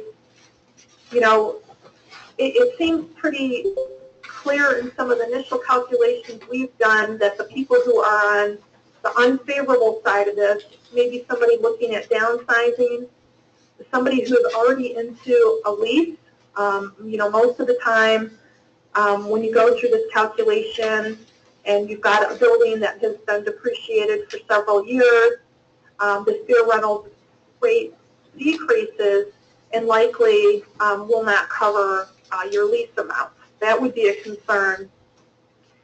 So it would be helpful to determine what profile type of home might turn out to be on the positive end of this. And I think when maybe some of that profile information is obtained, that may not be what the department was originally intending either. So I think they likely need to see some of this information sooner in the budget discussion process rather than having it made available at the end of the process, once the cost report information is finalized.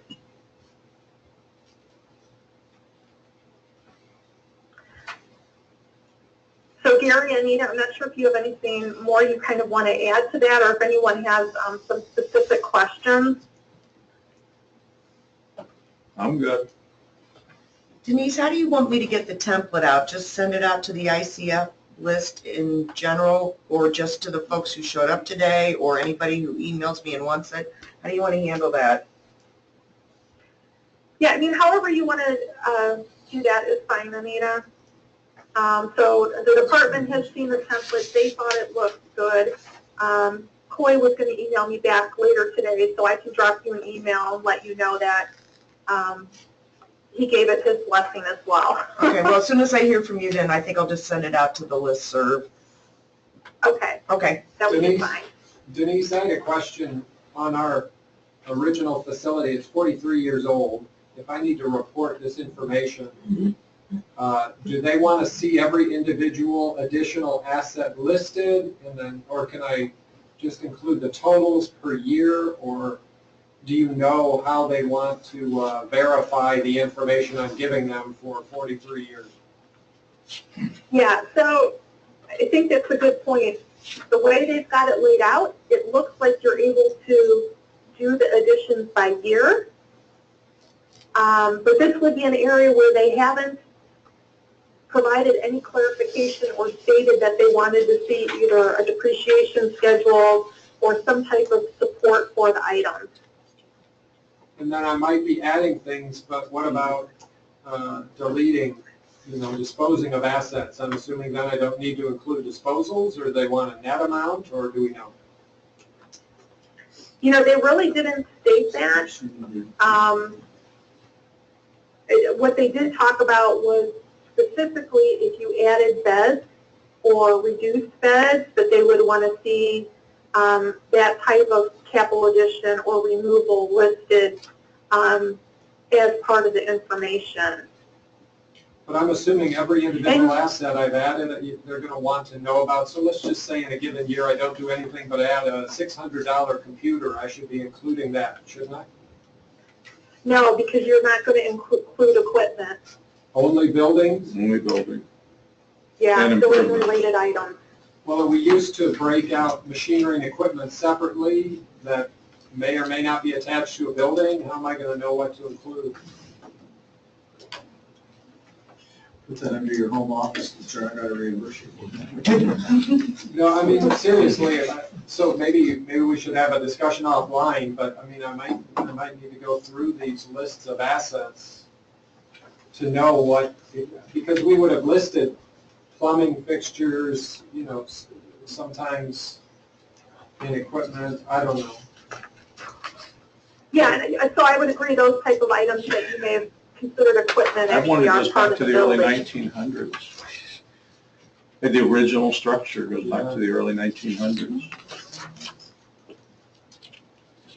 Okay, well, and then this, the department at one point came out to us and told us that we were required to create home office schedules and allocations, and because vehicles are shared between programs, they're in different categories. Of course, vehicles are equipment and they don't want any of that.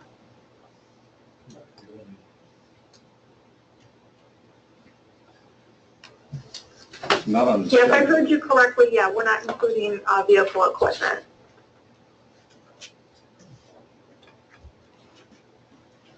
Do we You're have still a gonna file a cost report just like normal this year. Right.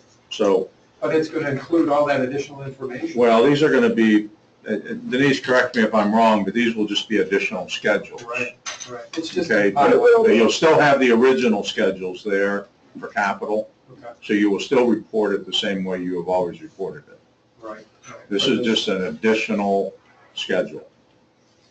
Yeah, and I've got a lot of extra time to be doing this. But anyway, has Opera come up with a position yet on what we may want to do regarding talking to legislators about slowing this down? Thinking Well, of. our position is that we want to slow it down, that we want it to go at least another 12 months so that we have time to get into the weeds a little bit and figure out what the stata means, the trigger issue, fair rental value issue, how we can make this system work. So that has been our position, unless you guys tell me you want something different today. Nita, can I add to, the good thing about the ICF program is we have data. And historically, our data has been deeper and better than their data. Except that we have to have you all giving us those things. We're fortunate with Anita and Jeff and Mark with the relationship they have with the state legislature. We have a good chance of having the truth come out on what the impact's going to be. And if it looks like it's going to be dastardly, which it quite possibly is, I think it's more about the stability of the current program. I don't know that the legislature is even close to the philosophical bent of downsizing that the department has been the last 4 years. So, that part we probably don't have to fight quite as much. We're hearing quite possibly they're not going to hit the guide point. They're not going to embarrass us by saying we didn't do all the downsizing. They're going to remove the numbers on downsizing and conversion. Yeah, so with that kind of move, mainly because I think, well, I shouldn't say mainly, but forget it, even though we told them so, that it wasn't approachable. And we don't really know what their position is yet. Right. I mean, we've just had some discussions, so when the budget language drops, and they're not going to tell us anything in advance that I'm aware of, until the budget language drops, we really don't know where they're at. But if we get information from this fairly quick, where we can put Mark and Nita and Jeff together in the room, say, here's where it is. Yeah, this is what we're seeing. If we get the same kind of agreement with at least the other two ICF associations too, of saying, this is just a catastrophe. And if you think that the independent provider issue was a problem 2 years ago, what are you going to do with the 5,000 people that we? I think the problem though, Dan, is we won't get this data till no earlier than early April, maybe not till May or June if opera members give us this data. But we can't compile all of this. I mean, I've got other work I've got to do, so I'll do this for the house report. But I'm also curious about things. We've added ceiling mounted lifts in almost all of our facilities for safety for the individuals and our staff. Are they going to call that equipment when it's attached to the building, or is it building? If it's attached to the So I building, think they would view that as building versus equipment. The track might be considered building, but the unit that lifts the individual is equipment? Because it's mobile, it goes from room to room. Well, I guess that's a good point, and I will reach out to the department. Actually, I think these are good questions and ask for some clarification. And to be honest, this is probably stuff that they haven't thought through, and probably neither has PCG. I agree. Why, did PCG ever come out and look at buildings to see what we really are struggling with? they did go visit a few. They did? In the beginning, yeah, they went out. And the budget process is going to be more compressed this year because, I mean, I don't think the governor is going to release the budget until he has fourth quarter tax information, because he's already publicly come out and predicted a recession. So my guess is it is not going to get unveiled until they think they have solid fourth quarter tax information. So my question is, why is capital tied to occupancy? When your capital costs, are, whether it's building or lease, are fixed costs, whether that bed is full or not. Isn't there some way to capture it based on the number of licensed beds versus actual people in the beds? Because those costs don't go away when that bed is vacant. Well, and I mean, you bring up some other points. Because of conversion, because of exit waivers, because of all the things that are going on in the system, we are now seeing a traditionally 98% plus system occupancy-wise. I will not be surprised if 2016 dips below 96%. And if we looked at November and December numbers of 2016, I wouldn't be surprised if it dipped below 94%. I mean, we'll see when the information comes in, but we've really got to look at that trending, because exactly what you're saying is true, not only in capital, but in some other areas. And then how does that affect ceilings and future reimbursement is critical to the survival of the program. So, Jerry, are you saying there's certain parts of it we can collect now that we think we understand? You can, but I mean, data collection, in a system this size without using the cost reports is very cumbersome. I mean, first of all, you're dependent upon who's going to give you information and all the effort that goes into doing that.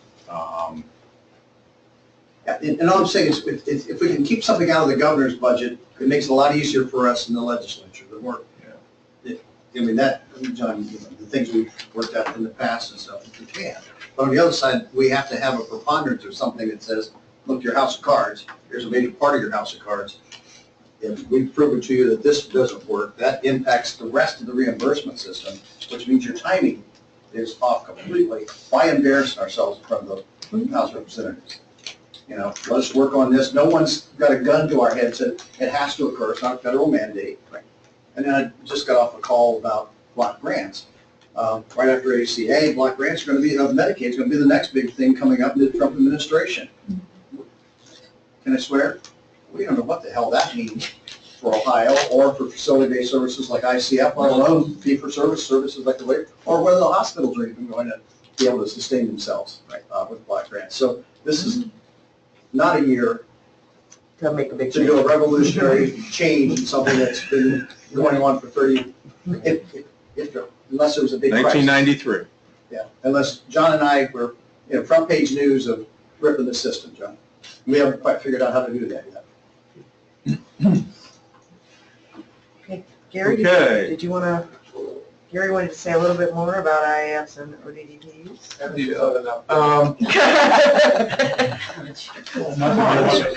This is fun stuff, guys. You continue to do the IFs. Right now, that's the only thing that's in rule and law that I know of. You have to continue to do them. My editorial comment on this is, has anybody seen an exception review in the last 90 days? That's what I thought. I don't think you're going to see any exception reviews unless there's something heinous going on. I don't think they're going to continue to do their 10 per quarter, which is what they targeted before. And I think that mostly centered around two things. One is testimony that was given on the subject matter this summer, and second of all, the department truly believing that this is going to replace it, so why go to all that effort? I continue to tell you guys that you should fill out the IFs in accordance with the instructions, and there are only one set of instructions, and the instructions do not include FAQs that are posted on the department website. I consider those to be editorial comments. They are not in rule. They are not in the instructions. They are a list of questions and answers. So you can take that for whatever it's worth. But if it were me, and I thought that my next year reimbursement might be predicated on IAFs, I would certainly pay attention to them.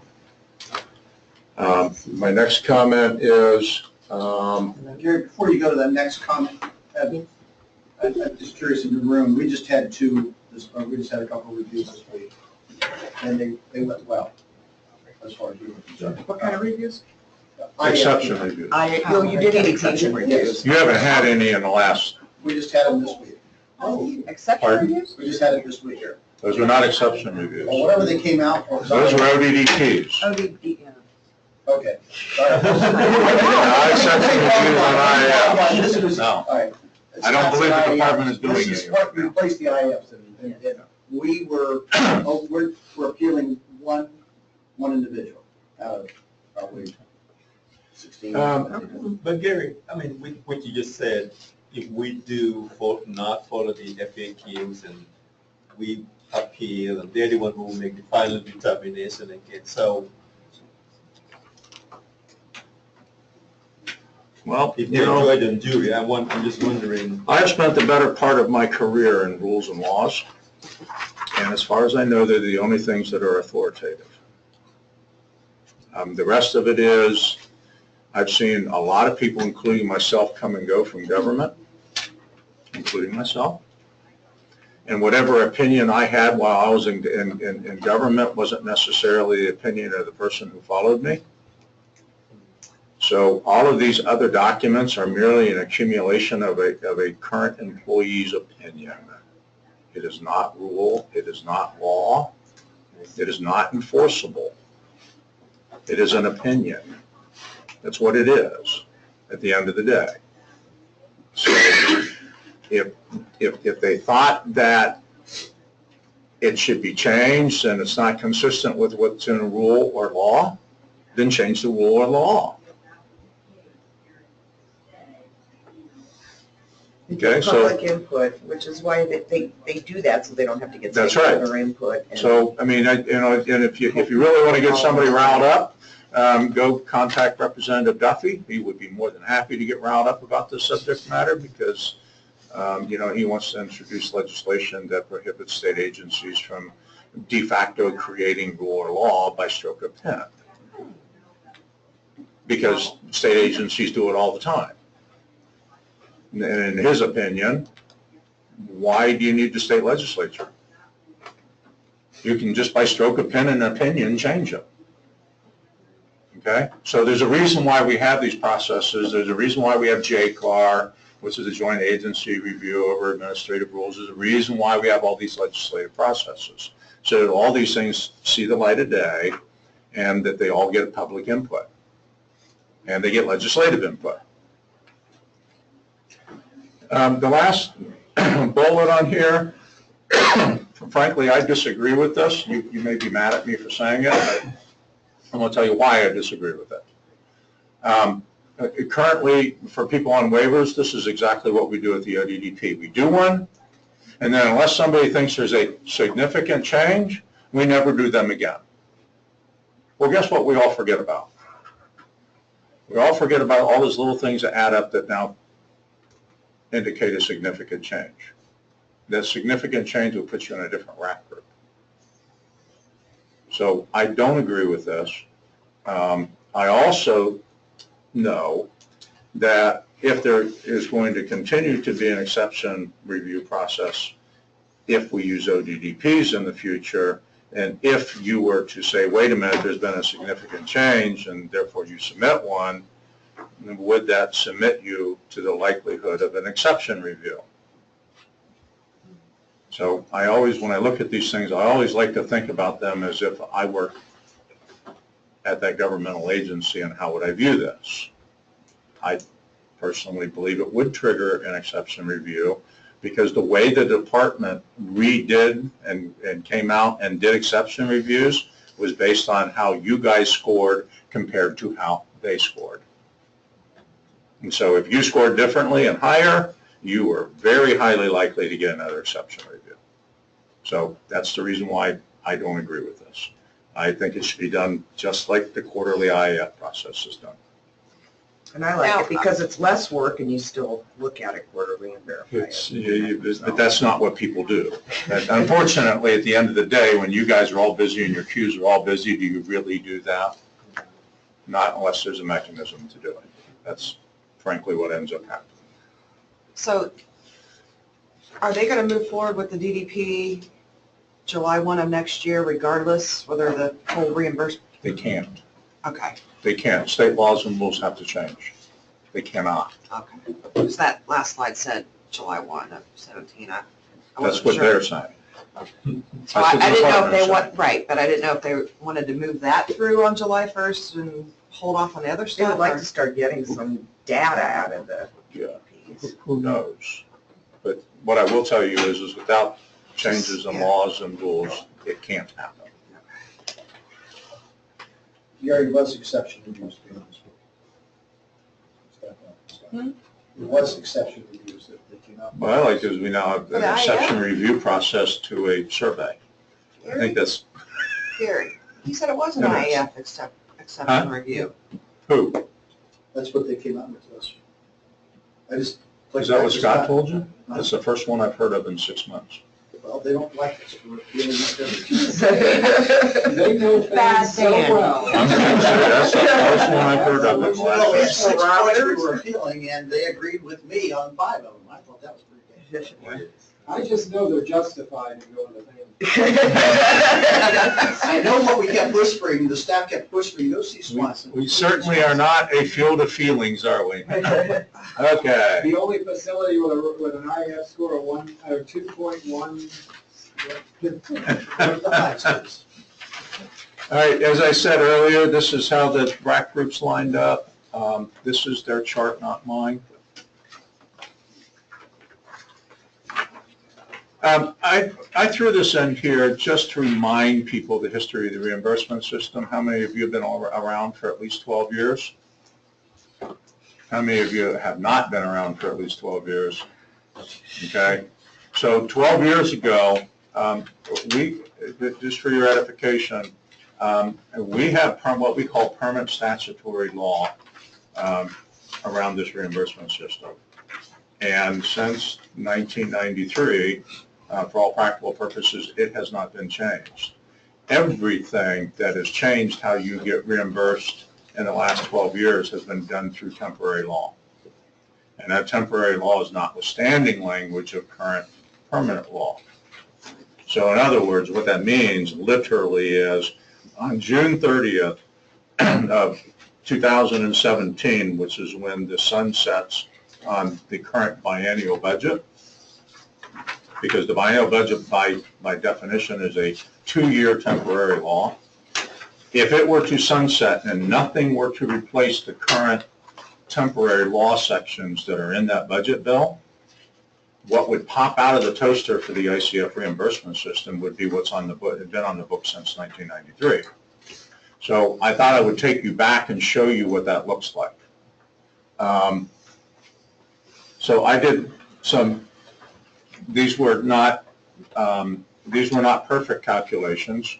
So I tried to give you an example of what's happened through temporary law.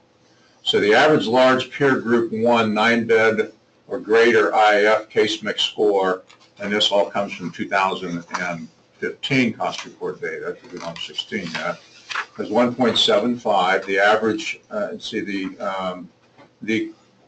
average cost per case, the average large peer group 1 cost per case mix unit, 108.64.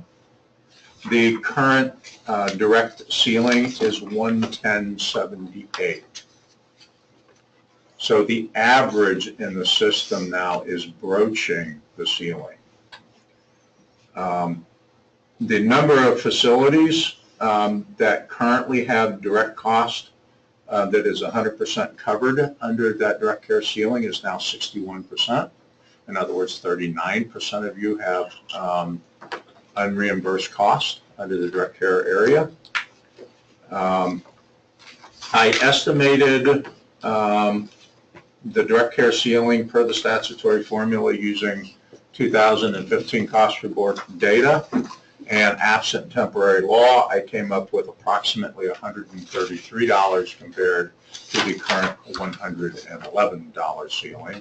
It is a huge difference, which within that permanent law statutory formula, 86% of all facilities would have all of their direct care costs covered. That's a difference of about $12 million a year in the system. For the smalls, I did the exact same thing. I'm not going to go through and read it all, but obviously we have similar impacts. So I'm historically taking you back so that everybody understands when they're looking at whatever proposal they're coming up with now, don't compare it to current temporary law, compare it to permanent law, because effectively they've already taken $43 million out of this. That's my estimate. 43, give or take, $1 million out of the system through temp law compared to the formula that's on the books. So if you start at that place, you're starting still $43 million out. I did the same thing with indirect. These are the two major categories where, the changes have affected us. The mean large peer group is 66.85 a day. The average 69. Again, 39% of the facilities have cost over the ceiling. By the way, these two ceilings have been kind of etched in stone now for a long time. They have not changed at all, probably in the last 4 years running. So I did it both for small and large and how much money that has taken out of the system. This does not include incentives, by the way. So if I throw incentives into the calculation, because you obviously cannot earn them unless you are under the ceiling, by depressing the ceiling, you will also take incentives out of the system. And then on top of that, they have lowered the amount of incentives that you even could earn, which takes even more money out of the pot. So where's that money going? I'm sorry? Where's that money going? Is it just a savings or Back is it? into the state general revenue coffers and the federal government's general revenue coffers. They used to have the way that they did it, they had it broken out into different categories. It's just one lump sum Medicaid line item now, so we really can't tell. We assume some of it's going to waiver, but don't know. Really? No, because I get LSC's red book every 2 years, and I go through and I dissect it, and it's not. It's going back into the general coffers. Yeah. Gary, you need another hobby.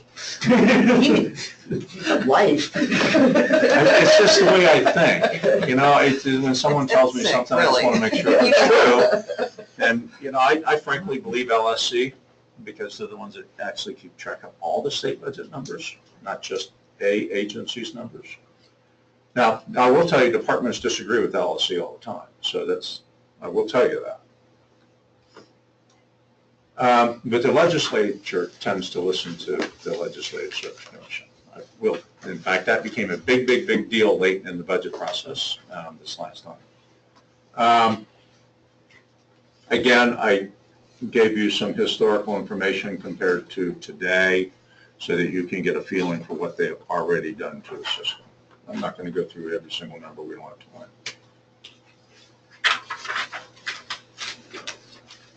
time. They are proposing in the direct care ceiling area to predicate the ceiling on 7% above the median. That is lower than what is in current law. How did they come up with 7%? I don't have a clue. Same thing on the indirect side.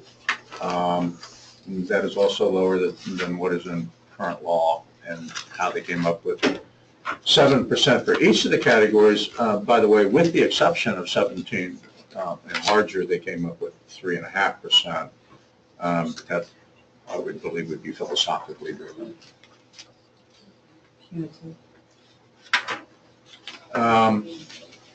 Okay, let's talk about what everybody now has affectionately coined as rehabilitation. Remember, rehabilitation is a waiver service. It is not an ICF service. Active treatment is an ICF service. So active treatment provided during the daytime is the subject matter I'm going to talk about. This is not rehabilitation. It's not what it is. Not defined as rehabilitation. It is active treatment off-site of the ICF. Now, you may all equate it to rehabilitation, but that's not what it is. And by definition, that's not what it is. It is active treatment under the ICF program because you guys provide active treatment 24 hours a day, 7 days a week, 365 days a year, by definition. So there's been lots and lots and lots and lots and lots of discussion around the subject matter. During PCG's endeavors in this, we continually brought it up. And for all practical purposes, Denise, you comment if you think I'm wrong, but they kept saying, well, we haven't decided what to do with that. We take that under advisement, and then at the end of the day, they really, for all practical purposes, have done nothing about it. This now, and let's go back to 2005 when the Community Alternative Funding Source Program was eliminated. This, excuse me, for all practical purposes, almost all of these services used to get covered under another Medicaid program. Although you were responsible for it, another program paid for it, so you merely contracted with, most of the time, a county board of DD. When the health surveyors came out to survey you, they did go to where people were getting active treatment during the daytime.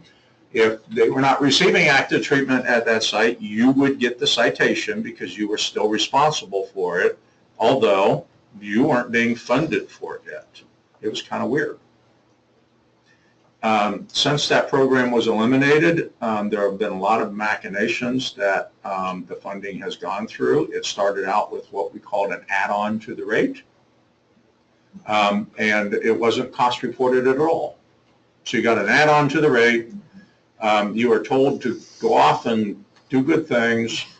Then the department decided, well, it's not a good idea not to have any costs, so we want you to cost report on one line item called active treatment, but it was an unallowable cost. That's how it first landed on the cost report. So it was unallowable, and they gave you an add-on. It was a specific amount per person, And they didn't care if you spent it all, they didn't care if you spent more than that, they didn't care because it was an unallowable cost. And then 6, 7 years ago, it got rolled into the direct care ceiling. And I will tell you, ever since that day, I am not convinced, even remotely, that it was adequately rolled into the direct care ceiling. In other words, there wasn't enough put into the direct care ceiling to account for it. And you still have one line item on the cost report where you report it. So regardless of whether you subcontract for the service or you provide it yourself off-site, you still only put it in one line item under the direct care ceiling on the cost report. And that's what the instructions said. So now, after PCG has come in and done everything, after the time study was done where you were specifically told not to include the time for delivering the service. So everything around the ODDP that they have proposed, everything around the time study that they did, everything around the reimbursement system is absent daytime active treatment off-site. It's still this nebulous probably 6 hours a day out of, how many awake hours a day that you provide staff either through a subcontract or directly, that is absent from any calculation that we're looking at. It doesn't exist, okay? Which kind of concerns me. I don't know about you guys, but it concerns me. So now the department has decided that they need to collect better information on the subject after all this work is done. So in the last week, Anita and I and Denise have been having a nice little email war with Josh. And then we decided to include Pete and Howard Worsbale and some of, all the partners that have concerns over this subject matter, because what the department would like to do is to collect information that in each one of the ceiling categories. So now they would like to collect it, how much of it is protected cost, how much of it is direct care, how much is indirect, how much is capital. And what we learned early this week is they wanted to collect it because they were going to propose to put it within each one of those cost categories. And then that's when we went, time out. This is highly problematic. Very highly problematic. Not only did they propose they wanted to put it in a reimbursement system, if this doesn't come to fruition July 1st, they were still proposing they were going to put it in a current reimbursement system that way.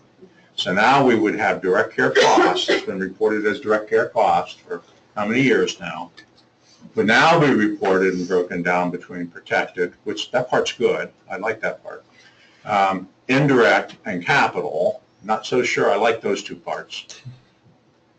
Some situations I might like it, other situations I might not like it. Now we have ceilings that are not predicated on this now cost being spread amongst all these different categories. Nor do we have ceilings that would be incorporated in that change. Even further would make it difficult is what they came out and said is, well, if you continue to subcontract for it, just put it in direct. If you provide it yourself, then spread it amongst the 4 different categories. And then that's when I started pulling my hair out. Okay? I'll laugh, but... Yeah, you're laughing. You may not be laughing in a minute. So we think we have effectively slowed this train down because we are all in agreement that, wait a minute, before we do anything that affects rates, can we please look at it and understand how it's going to affect rates before we agree to this? So we were also asked, well, then what would the chart of accounts look like that you would need to report these things. So I sent Josh an email a couple days ago that basically is a regurgitation of the chart of accounts. I did leave some things out. I didn't think we needed an EPA administrator, so I left that one out. I laughed out loud at that email. I left out medical director because I don't think we'll need one for day services. But for all practical purposes, minus maybe 10 or 15 of the line items, I regurgitated the chart of accounts and said we would need this as a supplemental schedule if you really want to gather information. Because I truly believe they don't understand what cost is all incorporated in day active treatment services. And I wouldn't want it lumped into 4 line items as they suggested, because that's not going to give them good information. I mean, that's not going to really tell the story. So I'm waiting for a response. That's the one email Josh did not email me right back on. Yeah. So he went down the hallway and they're all thinking about it. See, Denise, I told you I'd be the bad guy today. You know, Gary, the problem is that we're providing it for some of our individuals in our own programs that have that data, but others have chosen to go to contracting programs. I wouldn't have that data other than a cost per individual. Right. I mean, this is such skewed data. How are they going to ever set a number? Well, you would have to collect it in a consistent fashion, and you would have to treat it in a consistent way. So I 100% agree with you. You now end up with costs being reported for the exact same thing in different ways, which in all scenarios, that's not good. Because for system-wide implications, separate and aside from each one of your individual implications, that's not good. I mean, in other words, you would collect more information, but what in the world would you do with it when you got done? And I can't answer that question because I don't know what I would do with it if I were. I mean, I used to be in charge of rate analysis at the department, so I think that way. I don't know what I would do with it. I mean, I go, okay, great, I have all this information, but I only have it on certain people, not on other people. I've got one line on all the other people. I mean, what do you do with the information? Make all the decisions just based on the finite information? I don't know. What we also know is the amount that, through a lot of those contracts with the county boards, that is suppressed financial information. And what we all know is, and for those of you that are currently doing it yourselves, it typically costs you more than what you were formally paying the county boards for this. That's greater evidenced by the fact that the average cost for day services in the county boards is almost 3 times what you're contracting for. And we have plenty of cost report data from the county boards to back that up. So what's the real question at the end of the day? We want to iron out what that is before we decide whether or not we agree to the answers that will get collected and what are they going to do with it. So I just wanted to give you this is where it's at today, as far as we know, scenario. So right now, ball in their court. Well, then throw in the factor that they want us to offer choices to folks in ICFs, a choice of day program. Now, they've not held our feet to the fire about them actually going there, but we have to take them on tours and educate them about all their options, but at the end of the day, they can't go where they choose to go necessarily. I'm going to go back and I'm going to be the mean guy and throw in an editorial comment here.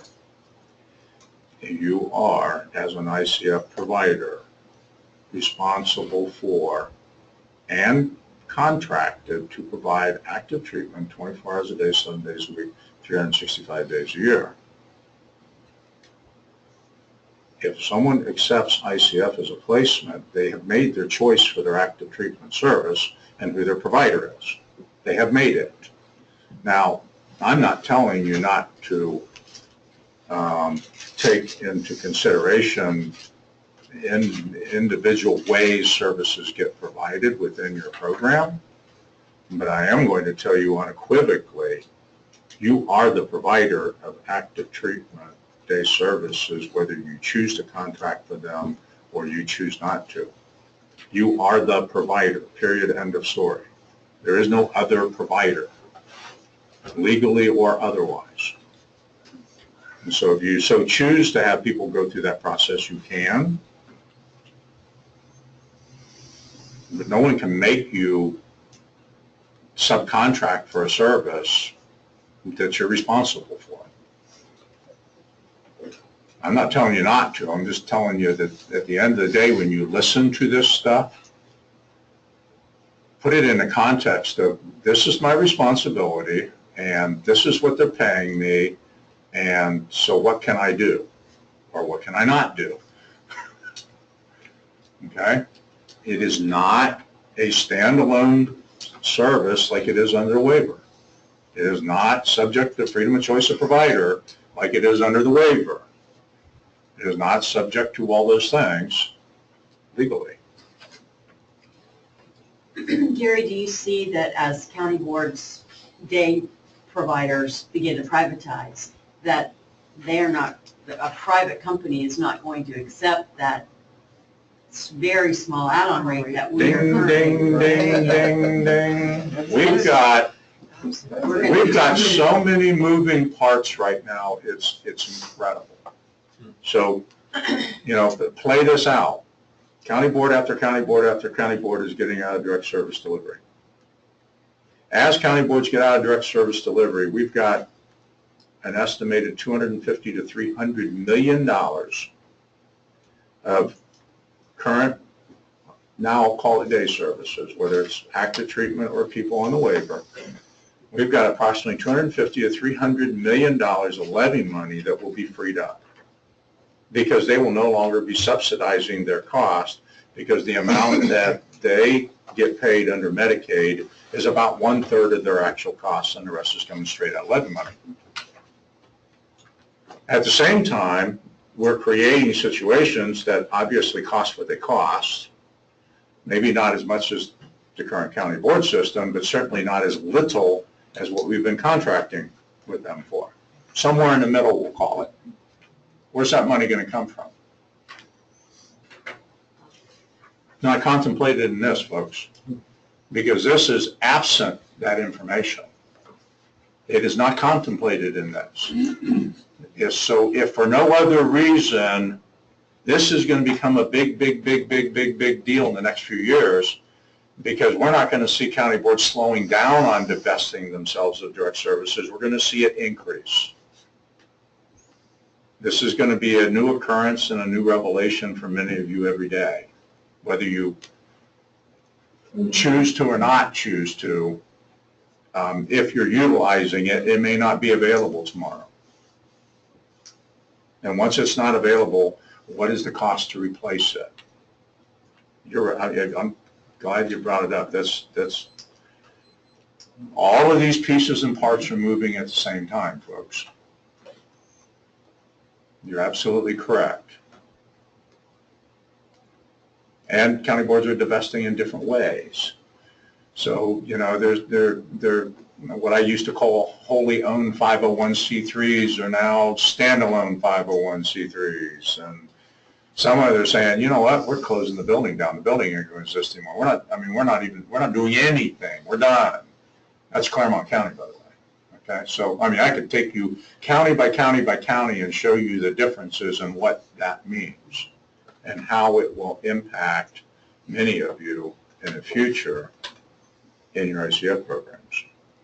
Gary, when we look at the evolution in the home county Champaign, where my family's been there since 1805, and we still have the original farm. But my cousin was in our services for, he lived till he was like 66. And when he was on the waiver, the levy money spent to his services. When he moved into the ICF, it was the $11,000 that we got to the ICF program. And I'd often expressed to the superintendent, who's no longer there. I didn't shoot her, but anyway, she's not there anymore. But you know that really, when you think about voters not understanding, once the kid moves in out of a waiver program, out of the county board program, their levy monies were non-existent as far as showing up for their care. That's going to be changed. here, as they get out of the system, and as we've seen some of the counties that have moved into what was their shelter workshop is now a privately held workshop that should have no levy monies different than coming to any of our programs, no levy money difference. There won't be, as we found in Champaign County, for their day services, above the waiver rate, they were still adding another $8,000 to $10,000 a year for their cost factors. So it'll be curious to see where that money eventually goes, because they really can't subsidize one provider and not another. We got some interesting times coming on. We've had some very interesting times. We have philosophical shift changes in our system, but nobody knows what are we going to do with the money in those philosophical changes. And that's the big wild card, is that's been funding direct services for a very, very, very long time. That will now be absent in many, many, many different situations. I mean, I'd be highly surprised if within 5 years, if there are any county boards, frankly, doing direct services anymore, given all the pressures that are being applied by CMS, by DRO, by lawsuits, by everything you can imagine, department allocations to county boards. I mean, you name it, and the pressure points are all over the place. And one by one, we're done. I don't think that's going to slow down. In fact, I think it'll pick up. I don't think it's going to slow down.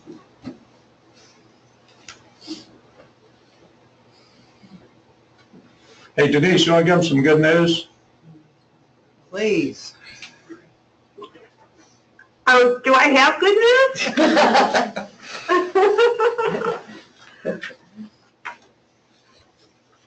Well, I think that was the last item that they have that I kind of had, that I know we wanted to talk through, even though we're a little bit unsure of what they want to do with this.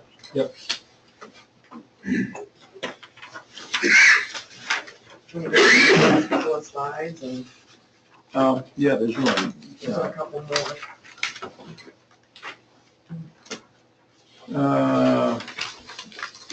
That's the wall.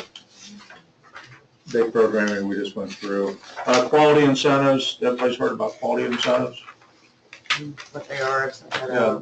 Right now, considered to be supposedly the only new money that would be in the system. Everything else is a basic reshuffling of the same amount of money, just going to different people, different providers, different. There was never any areas. plan to start paying those out before 2018 ever, so that's not changed. I still have a pretty big problem with the way they're calculating turnover. It doesn't count turnover within turnover, Yes. so it's not real numbers. Turn over 1,000 Yeah, times. I mean, you could by happenstance end up looking really good or looking really bad compared to your peers. So I personally don't like the math a whole lot, but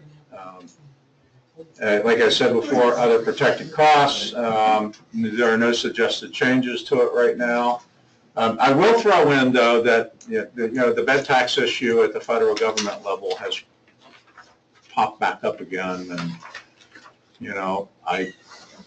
separate and aside from block grants, will it continue? And if it doesn't, that leaves a gaping hole in state budgets, and I mean gaping. And in our system, it has a ripple effect because the bed tax funds waiver slots.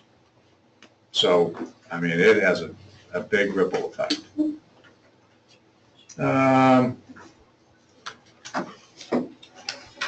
I'm pleased to partner with Denise on this. I think we've had a pretty good time doing this together. For whatever, you could have a good time doing this. Bed tax.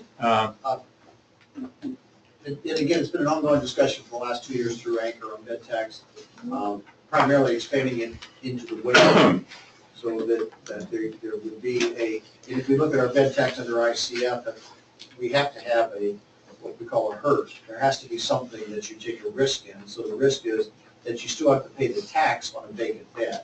And that was always a problem. That's always why it's been a problem for long-term care, particularly nursing homes, given their vacancy rates versus the ICF program. We moved pretty close with this present administration on them understanding that it could have been done by rule to expand to the waiver. Yep. On the other side, they knew that that would have been a major increase in federal Medicaid dollars. When we look at the concept in a large blanket way of block grants, there is no Medicaid at the federal government to do provider tax up. It's coming back in as something else, Ohio's Medicaid program or something like that. So it basically will end the provider tax, not just us, but we have the ICF program is pretty rich in it, but it's a small program. Hospital bed tax, nursing home bed tax, when you look across the nation. Managed care is probably where the biggest money will be spent fighting block grants if they start looking at what the provider tax has done for some of the managed care contracts. So it's but the big deal will be whether Medicaid is going to end up at the state level. And another wrinkle, Medicaid expansion. States will start taking on more and more and more of the match responsibility that was originally taken on by the federal government unless there are changes in current ACA legislation. So these all affect what we call the greater pot of Medicaid. Before you all run off, I think that there's an exercise that we went through that Mark did when we're trying to get provider input about what direction you want OPERA to go in concerning the subject matter. And we literally went around the room and asked everybody, because I know some of you are shy, and I know some of you are not shy, but it would be really, really helpful to go around and say, okay, what are the 3 things that you either like or concerned about that you heard today to give OPERA direction on how to proceed. And we could either start with one corner of the back of the room or one corner of the front of the room. Would you like to be first? I would like to add, I've said throughout this meeting that our position is that this not go into effect July 1 of 17. We wait at least another year. If you disagree with that position, when you're discussing this, let me know. You'd like us to do something different. Well, I agree that we need to slow down. There's a lot of pieces, parts, that we need to focus on. And some things are, I don't think we really analyze how it's going to impact each of us fully. There's all kinds of, my head's going. No, I know, it's a lot of information. Strongly encourage everybody to fill out the fair rental value template when I send it out so that we can get some information and you can see how that's going to impact you. Do you want that to come back into you or Denise? Or? That could go to Denise. Yep. Certainly copy. You want to do a minimum of a show of hands if you agree with that position? Yeah, I think maybe that, because people look like they've got the coats on.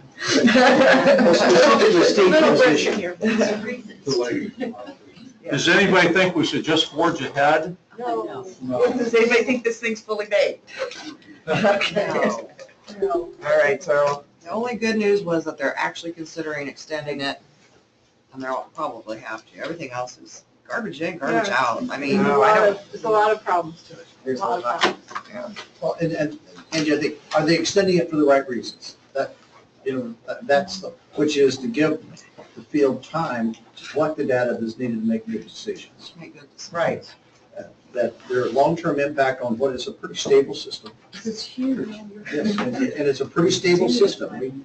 There have not been many crises in this, other than we have sustained a great deal of risk with a reduced amount of reimbursement. Well, I mean, it's one thing to go through a system where your 2 major ceilings, you have roughly 40% of all the providers that have costs that's unreimbursed. It's another thing to reshuffle the deck and not know what that reshuffling looks like and still have that outcome.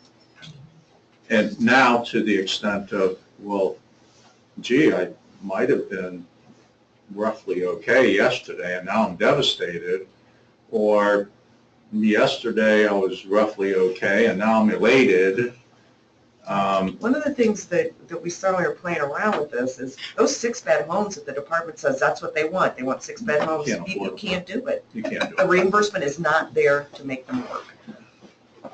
So that's why they're. You take 50% of those folks being in rack group 5 and 6, and I think that's an underestimation, because in a lot of these downsized projects, we're taking the folks that have lower acuity, and those are the folks that are getting downsized, and you start doing the math, and I don't know how you're going to do it. And Gary, to me, it's always what we submitted when we said, we'll do downsizing of 32-bed, we'll do downsizing of the 12, and we'll do downsizing of our 10, is then we submitted a 6-person of not what we had there, but what we expect over the next 5 years. Because over the next 5 years, the individuals that are going to be referred to the ICF program are going to be different than new. Because one, you can't take I always talk about the Waldos, who are my friend for 40 years now from Oregon, and walks, chews gum, and is retiring. He doesn't want to go to a waiver program. It's his home, you know. And you know, those individuals are not going to be in our ICF programs anymore. And there's no fundamental increase to recognize that in the future. And then their downsizing numbers just do not back their philosophy. Even PCG said that 8-bed home was the most efficient model. I was actually shocked to see that statement. Yeah. I was very shocked. Yeah, I don't see it in state revised code. You still need to submit a waiver if you want to downsize to an 8-bed. I think we're going to see more and more long-term vacancies in our ICFs. You know, APSI is pretty much in our part of the state said, we're not giving you any referrals. Just so people know, we are addressing that on a few fronts. We've got the vacancy, ICF vacancy. Bed tax to that. Yeah. There are a lot of people that are placed in nursing homes inappropriately. And that is something that we're going to try to address over this budget cycle. Even nursing homes for day have, you know, we serve a few people that are in nursing homes, but the county board is paying us like $50 a day to serve in day have.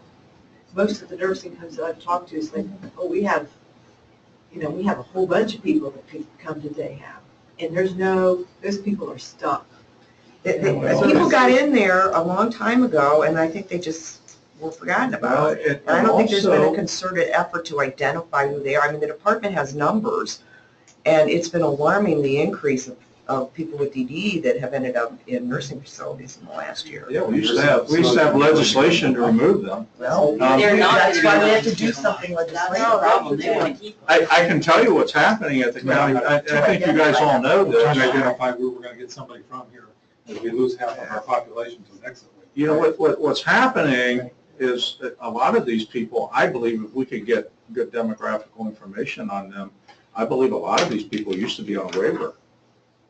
Because what ends up happening is people on a waiver, and all of a sudden, you know, they go in the hospital, maybe need to go into a nursing home. And they keep them. And they keep them. Right. Even though they're Okay, not. so, Right. Exactly. or the county board has somebody on a waiver, and they go, oh, wait a minute, they have too many medical needs now, and they need to go to a nursing home. And I believe that the diversion is actually coming from that population. We really need to get numbers. Right, we do. We don't know. What we don't know is not.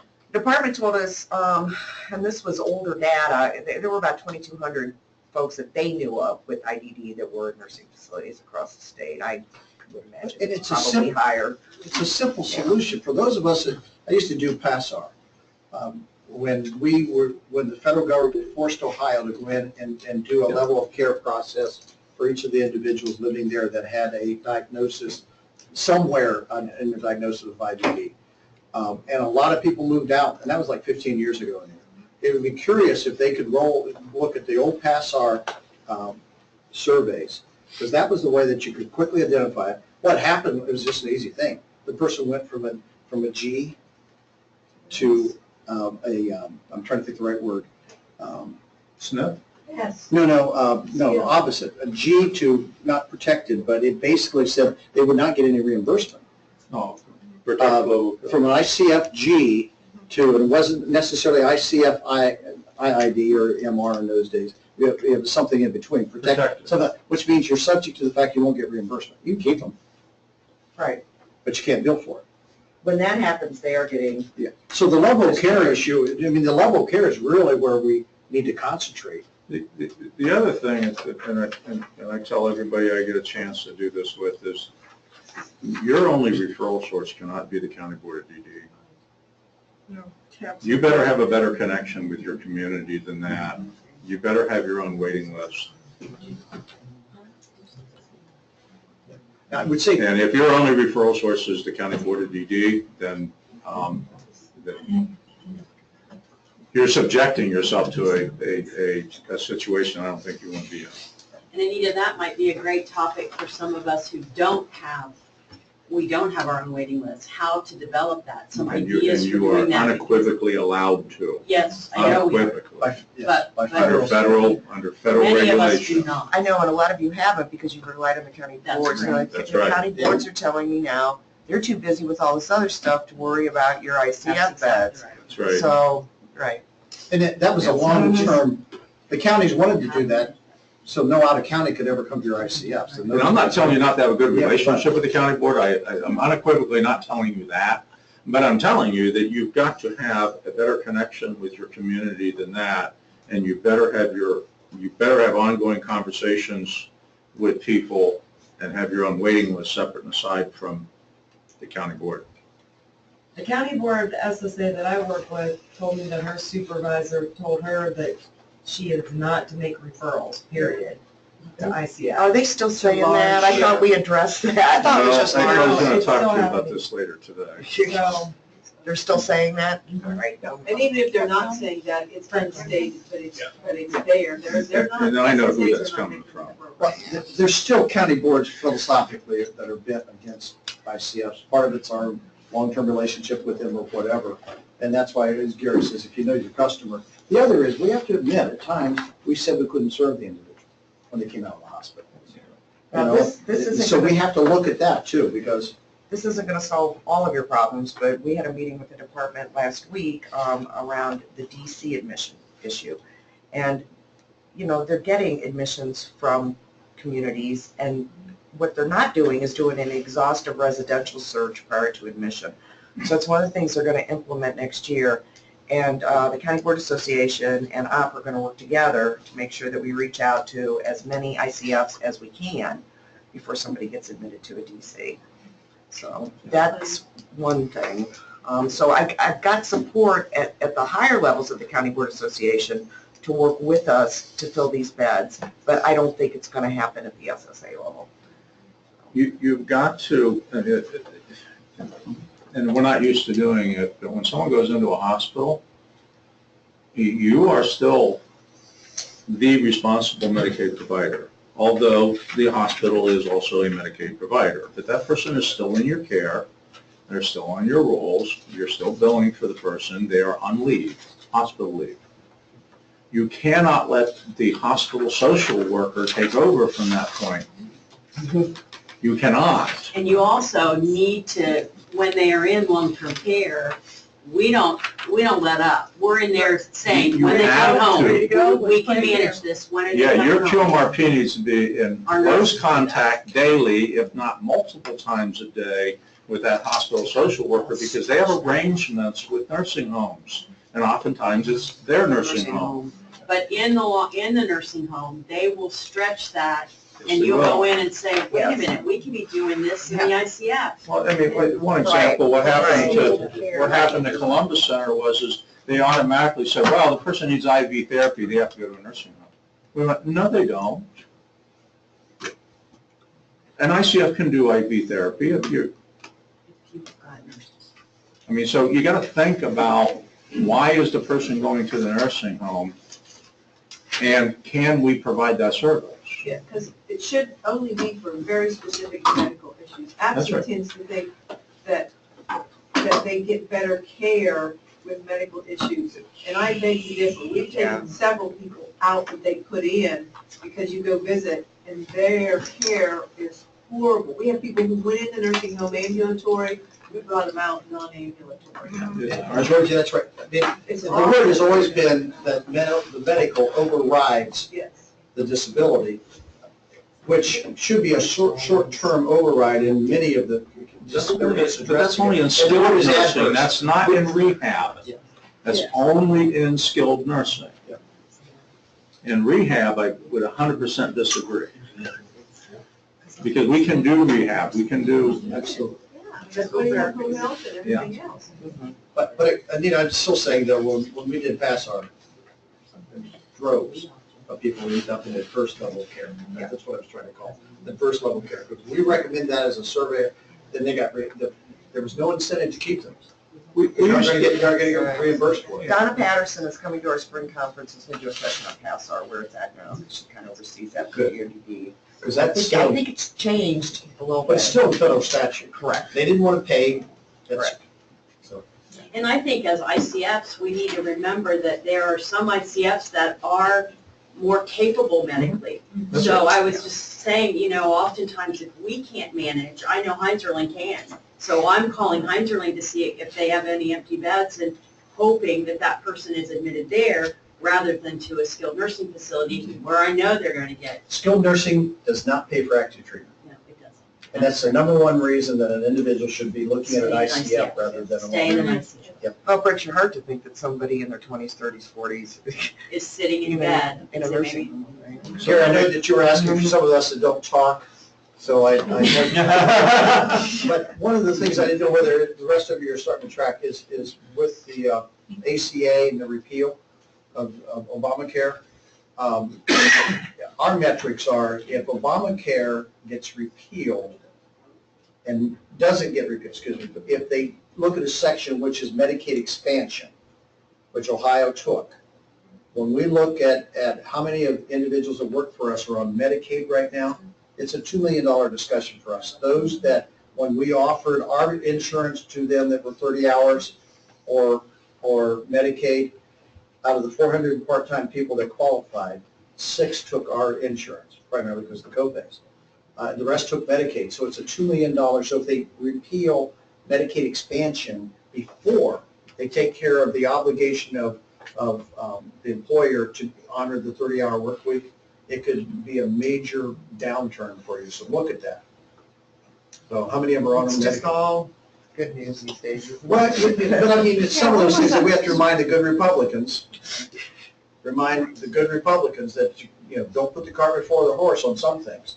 And of course, many of the Republican governors that didn't take Medicaid eventually decided to take it after the fact. And I think we have to compliment Kasich, took it with a risk. I mean, he still catches hell for it. But again, if you were predicated on, when we looked at our part-time staff, that bumped over the 30 hours because we got a workforce crisis. It benefited the working poor, because that's who our people are. They Yep. work for us, they're Yep. working poor. So look at that if it gets pulled. but it also took people out of the workforce. That was my That was next the other negative question. impact. So, all of these things come with their own set of baggage. Has that contributed to the workforce crisis as far as the people being able to get their Yeah, I agree with benefits? you. How many people used to come to us for medical? In available bodies, I would say yes. Yeah, that makes sense. Okay. Okay, anything else? Thank you, everybody. I really appreciate you coming today. Get this phone out of the... Sure. I want to hear the answer. Denise, thank you. Thank you, everybody, have a great day. We probably ought to get There's my right. How does that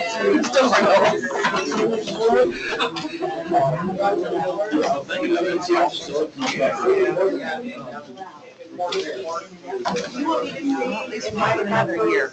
Counseling forms in my office. Or to be up in the air. Exit counseling. I don't see a lot of. Yeah.